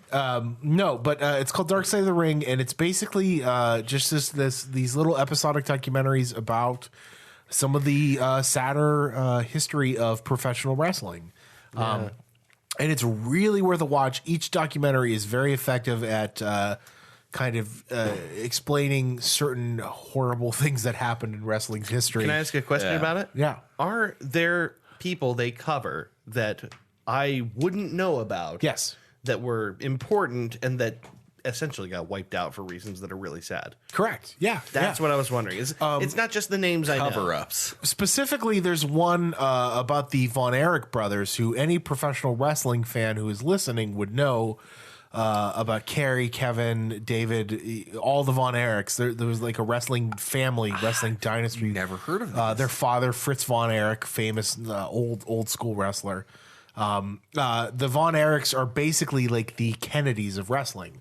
Their entire family has horrible things befall every single one of them. Oh, lots of drug addiction, lots of suicide, and it's maybe one of the saddest things I've ever watched. The documentary about the Von Erichs. Really up on this show You know what's tonight. terrible is my gut instinct is to ask, who's the Ted Kennedy of that family? The Ted Kennedy of that family, unfortunately, I can't remember his name because he was the one who got into wrestling after his more talented brothers had died. Oh, right. And he got into it trying to fill the family name, like trying to live up to the family name. There really is a Ted Kennedy. Yes. Well, Yeah. he tried to live Yeah. up to the. I can't remember which Von Erich it is because honestly, he was very unmemorable in the ring. That makes me sad. But it ends. Spoiler alert! It ends with him committing suicide because he can't. Jesus. So that's their Ted Kennedy. Much like Dean Cain. Holy shit! Much like TV's Dean Cain, who committed you might suicide. remember from being a notorious piece of human garbage.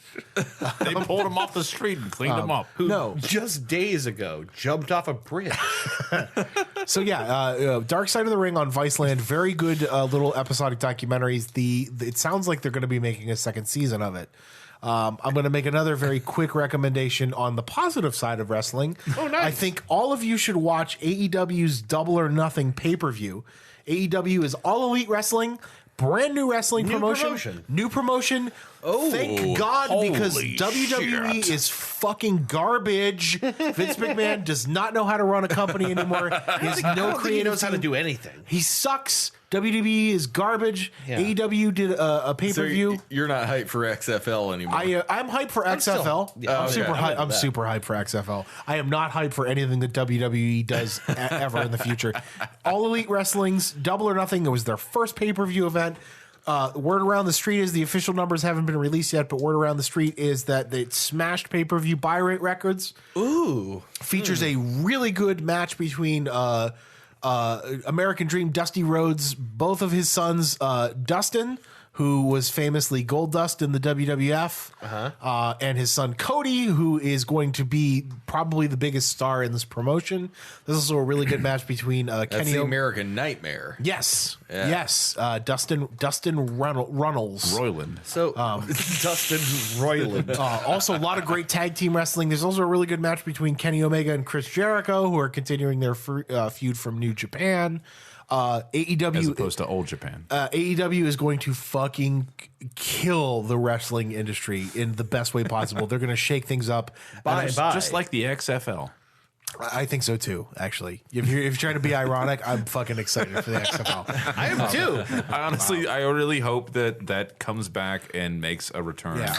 And does a positive change. It feels like the right time. Well, that's what AEW is aiming to do, because I think good. all wrestling fans are fucking bored to tears with whatever crap WWE is forcing on the market. So I just wrote down. Every few years they have to change. Sorry, go ahead. No, I was just gonna say I wrote down AEW promotion. What is the what was the name of the fight? American All Elite Wrestling. All Elite Wrestling. Yeah. Any particular name for the fight, or just Double or Nothing is the name of the pay-per-view. That's what I'm looking for. AEW Double or Nothing. You can find most of it on Daily Motion. You can also rent it from their website, which I would recommend because you get to see the full quality, unedited version of Yeah, it. give them your money. They're doing something cool. Give them your money. They also, most importantly, have a contract with TNT, the Turner Network, who famously owned or hosted WCW, which was the best thing that ever happened to WWF wrestling because it gave them competition. I was told it sucked, but WCW? WCW I was told sucked, but I'm not a wrestling fanatic. If you want to do an entire episode about this, we can talk at length about how you're wrong. But the short version, That'll be between you two. Yeah. I don't know dick about wrestling. it sounds like the short version is it wasn't bad, and also it made got WWE step up their game. It did. For a long time, it ran wrestling. Yeah. But this is good. This is why AEW is good, because it gives WWE competition, and it will eventually make the product better, and wrestling as a whole will be better, which is good because I want to watch wrestling again. I haven't watched wrestling in a long time. I watched this pay-per-view, all 4.5 hours of it. I watched the whole thing top to bottom. It's fucking good. It's worth watching the whole thing. Jim Ross gets to do commentary again, which is even better. When we last rented WrestleMania here, which was a while ago, in fairness. Right. It was the Undertaker's retirement match. Yes. He's not retired. He's wrestling again. They paid because they're hurting for ratings. They dug Mark Calloway back up to wrestle again because they're fucking suffering right now. The point I was going to make is that it wasn't a bad WrestleMania, but I only kind of cared about half of it. Yeah, exactly. A large amount of it was me going, I don't know who these dudes in duck feathers are. I don't know who this is.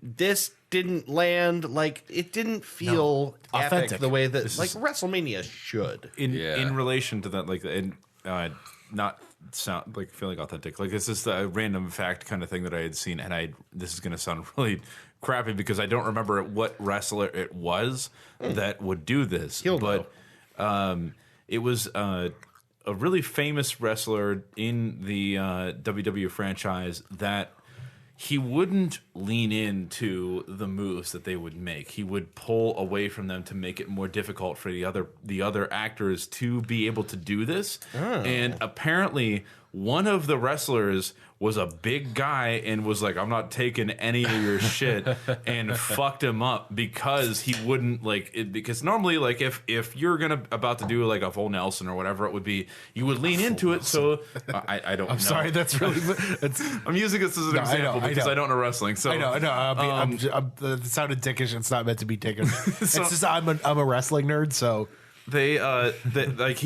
normally you would lean into it so that like I help you and then you're not as hard as me. It's called sandbagging when you don't sell for your. So he would sandbag essentially on the move, on every single move, because he was a well-known wrestler. And he would do it only on people like that were not as well known as him. How do you get to the top and I don't know. Uncollaborative like that? And just by being a rich dick. And so he would do this, and I'm going to have to look up his name because I saw it just recently and I didn't commit it to That could be one of 100 different guys. So, and I'll find it. Really? I really do know where I can find it at because I know where I saw it. And he, like, I think it was... one of the guys, like he did it to this guy, and who was like probably 6 inches taller than him, and he just threw him into the. I'm grabbing. Like, I'm gonna bury you. You talking about and broke his neck? Are you talking about? No, he didn't break his neck. He broke something, but I think it was his leg or his arm. Or something because like I was going to say to catch his fall whenever he freaked out. Like, oh my god, he's going to really throw me into this. That sounds like Brock Lesnar breaking Bob Holly's neck. Bob Holly famously sandbagged famous meat muscle Brock Lesnar, and Brock Lesnar dropped him on his head and broke his neck. Beef chunk. That's what that sounds like to me. But yeah, AEW, All Elite Wrestling, watch Double or Nothing. Yes. Yeah. If you're gonna watch Can I get it online? you can. Like I said, most of it is on Daily Motion. You can stream it on their website. Support the support them. Yeah. That's what I'm saying Please. is go to the website. Yeah. I couldn't find a way to rent it at first, which was really frustrating. I had a hard time finding the actual rental. Yeah. I know they're going to release it on Blu-ray soon too, as well. But I watched the first part on Daily Motion, and then I actually found the rental and finished it. If you're going to watch one match, watch Cody and Dustin Rhodes go at it in a fucking bloodbath. Really good match. Really good promotion. It's going to be great. It's good for wrestling. Watch It's AEW. gonna be great. It's going to be great. It's going to be fucking great. It's going to be awesome. It's going to make wrestling great again. Yeah. Make it great again. Make it great. So Who's next? Recommendations. Tyler, you got to shoot it. Who's So recommendation? I had a recommendation, All right. and I literally wrote it down because I knew that I was not going to remember it. Okay. Well, better to do that than to not do it. So I actually have a recommendation, which is a movie, and it was called Indie Game, the film. I have seen this. Yeah, I'm glad that someone has, because Yeah, you it's were on the Netflix. first. You were the first. It was. I don't know if it still is. So you are the first person that I've run into that has It's seen this film. great. So this Indie is, Game, the movie, the book. The On game. tape. now For a some big reason, motion the movie, picture. the book, for the some game. reason, like I was looking it up a little bit ago. I was like, was it called Ready Player 2? No, that wasn't it. Like it was. I was just trying to remember the name of this movie. And so this film is a real documentary. It's it took place in 2012, and it was about the production of Super Meat Boy. Super Meat Boy was one. As he like punches out the front tooth of the character. Yeah. I loved Super Meat Boy, by the way. Meat Boy's great. And so it was about the production of Super Meat Boy, and just in line with that, it was about the production of Fez. Yes. Is his name John Fish? Yes. And so in this film, they follow both production companies, essentially, and what they go through and their experiences trying to be an indie developer at that time, because 2012 was not very supportive of indie companies. Yeah. And indie gaming blew up in the last 5 years easy. Yes. Not 7. 2014, 2015, somewhere right around there, but it did not exist. I mean, it was there, but it wasn't really supported by the mainstream. Right. Yeah, the console people weren't into it. You No, didn't have no. any Shovel Knights or Cupheads or anything. Right. So Super Meat Boy was produced there, and in the film, they talked about like how hard it was to work across the country between like 2 or 3 people. 2 or 3 people. If you've ever played Super Meat Boy, they built that game from ground up. There was 2 guys that worked on the graphics, and I think one guy worked on the coding of it. and it was a phenomenal game. If I remember correctly, it was like two dudes with no health insurance who were super broke and just needed this to work. His girlfriend or fiance or whoever it was loved one of the guys who did it enough to be able to support him to do it. Yeah. And that was incredible because like that, I mean, the guy was a weirdo, but he seemed like a really nice guy. I kind of feel like both guys, all three guys in this movie are fucking weirdos, but they're endearing. But I do have to say though that the guy who made Fez was kind of a dick. Like he was a bit of a douche in the whole film, and he was the one dude that I feel like let the development process get to him in a way that he kind of went. He rebuilt the game 7 times. Yes, and he suffered for his development because he did. You're right. He went through so much overwork, and he was a one-man team. He didn't have a team. He went through a couple guys, but it was mainly just him and one other person that would swap out every so often. Imagine you're making a sandcastle. Yeah. And then the waves wreck it 8 times. And by the time it's done, you don't care if anyone likes it. You don't care how good it looks, except that it has to meet your personal standards. You don't care what anyone else thinks. Fez was a great game if you played it. And they in the film just follows the hard work and the one of the guys who was the programmer of Super Meat Boy actually. And I really felt for him because this was one of the things that like in a side note that was like more of a personal thing for me.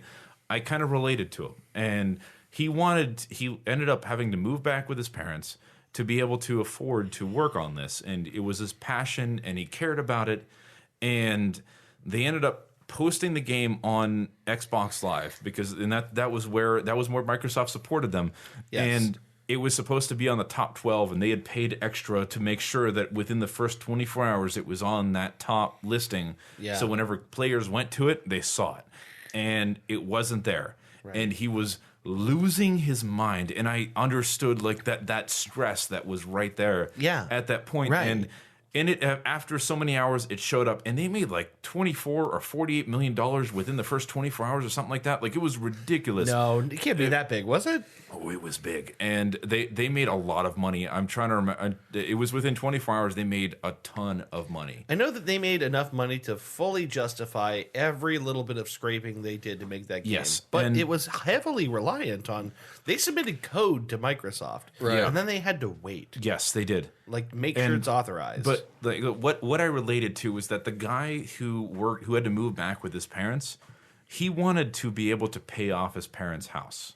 Mm-hmm. And that like he worked so hard to be able to do this that he's like, if this pans out, I'm gonna take care of them.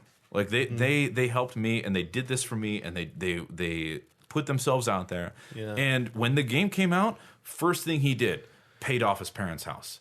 Like he took care of, like he did it, and he came through, and that was fantastic. It made me so happy to see like part of this film come to fruition, and like some other portions of it. And like I know this is an older game, and if it's still on Netflix, I really think you should go watch it. And it's worth like the hour and 20 minutes or whatever it is. It's not a long film. What's it called again? Indie Game the Movie. Game the Movie. You'll recognize it by the bright blue thumbnail of what looks like Space Invaders type graphics over. It's either that or the original display, the poster of it was a Super Nintendo controller hanging from a power line. Oh, that's it. Yeah, that's it. Okay. And that's my recommendation because honestly, it's a really heartfelt, like it's they cared about what they were doing, and it made me feel really close to what they were. It's a good movie. Yeah, it's a really good movie, actually. So, for what it's worth, as a side note, I can't remember what his name is. The dude that developed Braid, Aaron Hansen. Yes, he is in the film too. Jonathan Blow. Jonathan Blow, right? I think his name is Jonathan Blow. He had finished the film. He had finished the game before the movie had aired, and fuck him because like how he created that game and like how he worked towards it. Right. He was such a perfectionist that it kept the game from being released. But just as a side note, that fucking dude, while he was developing that puzzle game he released, which I think is called The Witness, it took years to do. Yeah. While he was developing that, I don't know if you remember, he posted to Twitter just like something like, like kind of like still working hard, still doing the grind kind of thing, with a picture of what ostensibly looks like he's peeing into a 2-liter bottle. which it was I've never seen this. You never see his penis, but you see a tube probably connected to a funnel that he's probably peeing in. That I feel like that is going to be lost to history, but that's a super weird thing. Anyway. Ben, you got anything? Yeah, I want to recommend League of Legends. I want to recommend smoking and drinking. No, I'm not. No, I'm not recommending League of Legends. Lodge of Losers. No, what I'm going to recommend instead is I might get more mileage out of this than other people, but Sven co-op is still a thing. Sven. Sven co-op. Sven. Oh, Sven. Oh, Sven. Like Frozen Sven. Why are you not coming to Sven's gym? You are so vascular and muscular. Oh, Sven, you are so vascular. And I love you. You are so buff and cute. Oh, no, please get away from my huge muscles. So what Sven co-op actually is. So what this actually is it's free on Steam for one thing. Free on? Sven co-op? Sven co-op. Sven. It's free on Steam. I used to play it a lot when I was a young lad. It's a mod for the original Half-Life. You don't even I was a young lad. you don't even need the original Half-Life to play it. You can just like jump on and start doing. So it's actually standalone? It's a standalone. At this point, it is a standalone. Oh, okay, right. That makes sense. It used to be a Half-Life mod. But it's if you ever want any of that old school bizarre, PC gaming stuff where you just download a custom map, you just jump into it, and whatever you landed it into, that's what you did. That's what Sven co-op is. Okay. There's a lot of weird shit. As the name implies, it's all cooperative. There's no versus mode. There's no anything. You just jump into a server. Whatever everyone else is doing, working towards an objective, shooting a bunch of monsters, trying to survive. That's what you do, and it's all done in the Half-Life 1 engine. So there's all sorts of weird. Now, who is Sven? I don't know. He's a Jimmo. Does nobody know who Sven is? I have no idea. That's just what the mod is called. Well, Sven might have been the developer, maybe. It might have been a man named Sven involved. But you don't play as Sven. You don't play as Sven. You play as if you go into the options menu like you would in the original Half-Life, you select your character model, you decide your player name, sure, and you could be Sven. You could be Sven if you wanted to. You just play. You just go in and there's so many maps for this fucking thing. I've never even played them all. Okay, right. You just go in and it's like you got to rescue scientists and oh shit, there's aliens in a courtyard. You got to shoot the aliens. Okay, so it's scenario packs. It's just a bunch of scenario packs. Okay, you'll download whatever shit you don't have before the game, and it only takes like so many Sven mods. Oh my god, for Half-Life. Yeah, it only takes like 30 to 60 seconds to download everything you need. Okay, there's like co-ops and other things that you could find for that. Yeah, it really is just like there's co-op campaigns. It was originally made as a co-op mode for the original Half-Life campaign, where you could just play the original Half-Life campaign with a bunch of friends. But then there's a bunch of custom shit that people make and continue to make somehow. Yeah. Not a lot of people play it, so join a populated server and just fuck around. People are still playing this? People still play this. I was just You playing. mean to tell me a mod for Half-Life 1 still has an active user base? I was playing this 2 nights ago, dude. You can just jump in a server, fuck around, have some fun. Dude, people are still playing OG RuneScape, and you're asking if people are still playing this. I know. Oh my god, OG RuneScape. Yeah, people are still modding Doom. Like, Wow. yeah, just Sven Co-op. It's free on Steam. Just jump in, have some fucking fun. Just fuck around. If you don't know what else to do with your evening, join a Sven Co-op server and just be Sven. be Svens. Shoot some aliens. Have a fucking fun Sven time. venture. It really is a great deal of fun. I really do recommend it. can do this. Sven. Sven. You must rescue us from the aliens, Sven. Sven, fuck us with your huge wiener. I am Sven, and I am here to take monsters and kick ass. I am Sinistar. Your huge Scandinavian wiener is so scary, Sven. Well, thanks and no. Thanks. Has everyone offered a recommendation? No, I have not. Have you not? Oh, Dave has not. No, I have Dave, not. what's your recommendation? My Please, Dev, recommendation- show us the recommendation. Elder Scrolls 5 Skyrim. League of Legends. 6, right? 6? Yeah, they're coming up on 6. Skyrim was 6. Wasn't Actually, Skyrim was 5. was What it are you really? talking about? The new Elder Scrolls 6 is supposed to take place. Hammerfell. They haven't really specified actually, but he Hammerfell. did say that what's his fucking name that ran Todd 76. Howard. Yeah, He said that it's supposed to take you 10 years to play Todd it. the Rod Howard. okay. 10 years into the future. Yeah, he's full of shit. No, I don't have like much of a disbelief for this one here because like he did lead us wrong for Fallout 76, but whenever they made And Skyrim, Fallout 4. and everything else he's ever had. maybe a little bit, but whenever they did Skyrim, it was so broad and so well laid out that like they didn't expect the modding community and the players to be able to stay with this game. It came out in 2011 in November. 11. Yeah, 11. Make a wish. And That's crazy. Sorry, I have to cut you off because we have to get Dave's recommendation. there were a lot of games that came in for it, but Yeah. he did say that the Elder Scrolls 6, though, should, based on what they did with Skyrim, they expect people to spend 10 years playing this game, including modding and things like that. Wow, they're kind of right, too. But anyways, to continue with what your Yeah, sorry. recommendation would be. I'll keep mine short and sweet. It's only because we've been like at this for like 3 hours at this point. doing this for 3 hours Yeah. and 4 minutes. Yeah, we have to go. We have to finish. Is that a record? Yeah, It's up there. It's not pretty the, close. It's not the most, but I'm it's up sorry. There. You should be, you disgusting animal. So Us gamers, eh?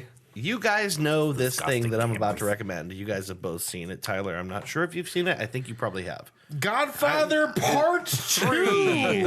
Oh, I was going to go with Is it, 3. Funny thing about Godfather, there's three of them. 3 of them.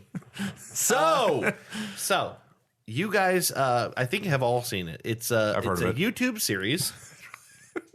It's called Henry's Kitchen. Yeah. Nope, I have And I no idea love what it. this is. I've So seen like one episode. much.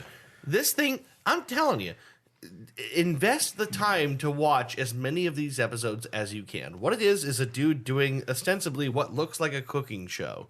Like, this is Henry's Kitchen, and here's how to make guacamole. Here's how to make pierogies. Here's how to make a chocolate donut. But But Is this what we every- watched the other day?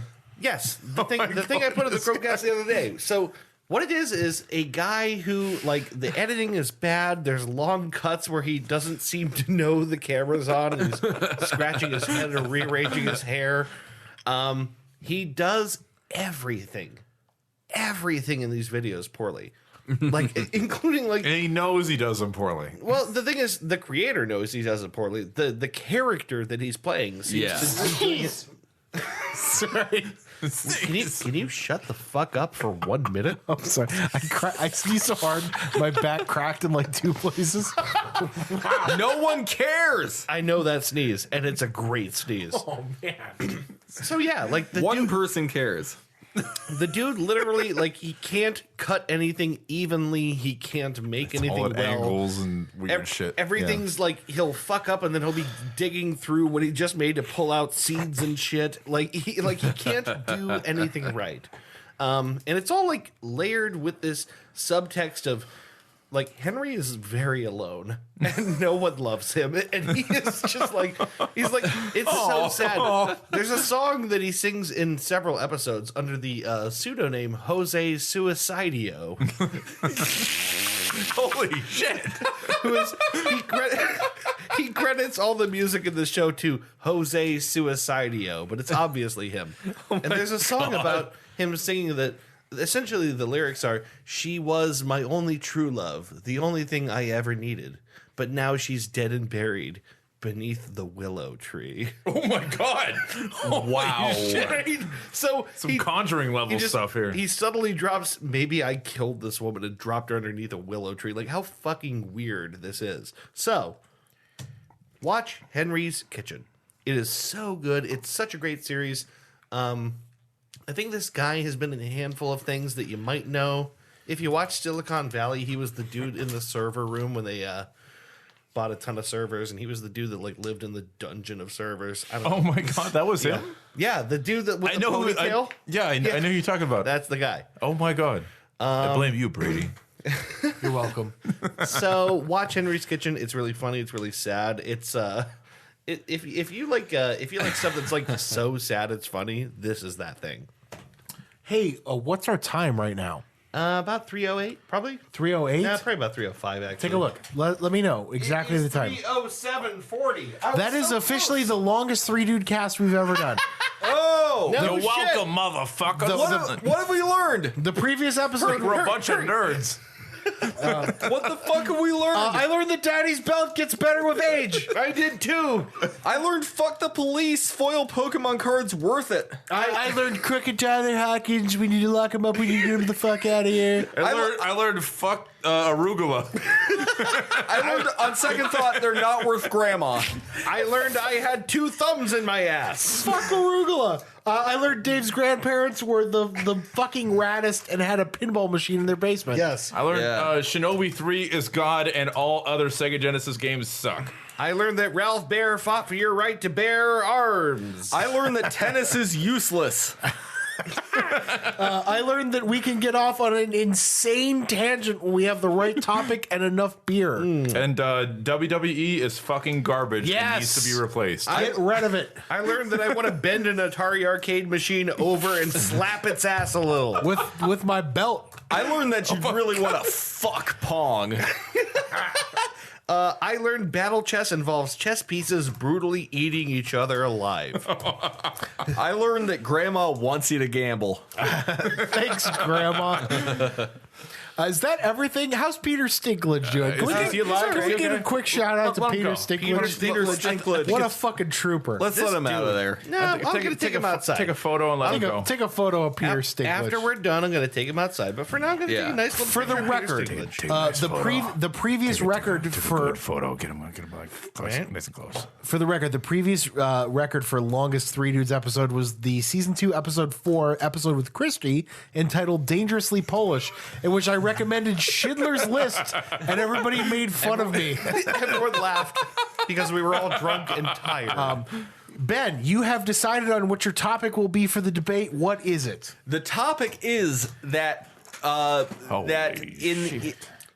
next to hockey, bowling is the best professional sport to spectate on television. That is exactly what I was going for when I proposed this debate. Exactly the kind of thing I was I looking could for. have debated this one. Do you have yours? I do have mine. I'm not sure how controversial it is, but mine is, despite the fact that people are always saying they want to be children again, being an adult is infinitely better in 2019 than being a child in 1992. I will debate you on this. I have so many things I want to discuss with you on that one. And just for the record, my debate topic was that country music songwriters and country music songs are the best examples of songwriting ever in popular music. I'm so going to pit you against yourself. You know what? I came up with a counterpoint today. Okay. So now we have the lines, the battle lines are drawn for this debate. I really wish I could have been part of this because I actually do have a topic. Yeah. Do you? Yeah. Well, I mean, we'll see what Okay, happens the next time we have a Tuesday. Can I mention my topic real quick in Well, case? Sure, I'm curious what your opinion. If there is a guest and they want to use this topic, muscle car era versus super modern car era. Which is to say, what? Like, what's So, your like, the if you were to like, I don't know shit about cars. If you were to pit a McLaren versus like a '66 Mustang or GTO, But what's your opinion? Like, So- what would the angle be? You have to take a You have to side. take a stance. no, I am of the opinion of the muscle car era. Agreed. And I want to know whether certain people are laying on certain sides of the field. So like there are certain like that's for the That's for the Right, exactly. yeah. I'm gonna get into it. So I don't. So we wanna have do our that. we have our defensible positions. We have our debate topic lined out. I'm thinking it's not out going. artillery I'm right thinking now. there's no way to make your argument. So I will draw up rules for the debate when it's time for my topic to come through. I will have it all set. We will be prepared. The next time on the Three Dude Cast, I don't know when that will be. We might be doing D&D next Tuesday. We might be doing my topic, but we have our battle lines drawn. Yeah. So please be prepared. Let me be clear. Let me be clear. Let me Let me be clear. Please allow me to be clear. Please, will you stop Please. for a moment to allow me Get to him be out of clear? here. We don't want a Jewish guy in Hold on office. just a minute. Hold on just a minute. Hold on. Let me be clear. So my question is, we're all going to debate this on one episode, right? Like it's all Sure. it's One episode. one big fucking throwdown. Three about dudes these debate, a three dude special. Yeah. All right. Lots of liquor. We might beat the longest episode if that happens. We might. I will set out guidelines and a timer and rules for this. Very Oh shit. So very good. All right. Prepare yourself. look forward to that, everybody. And if you've made it this long into this drunken, debaucherous rampage down memory lane, Thank you so much for Thank you listening so to much. the Three We Dudes love Show. you so much and continue listening. thank you for coming on, Tyler. We love you. love you, buddy. I don't love me. See you next week or 2 weeks or Okay, whatever. thanks. Bye. Bye bye.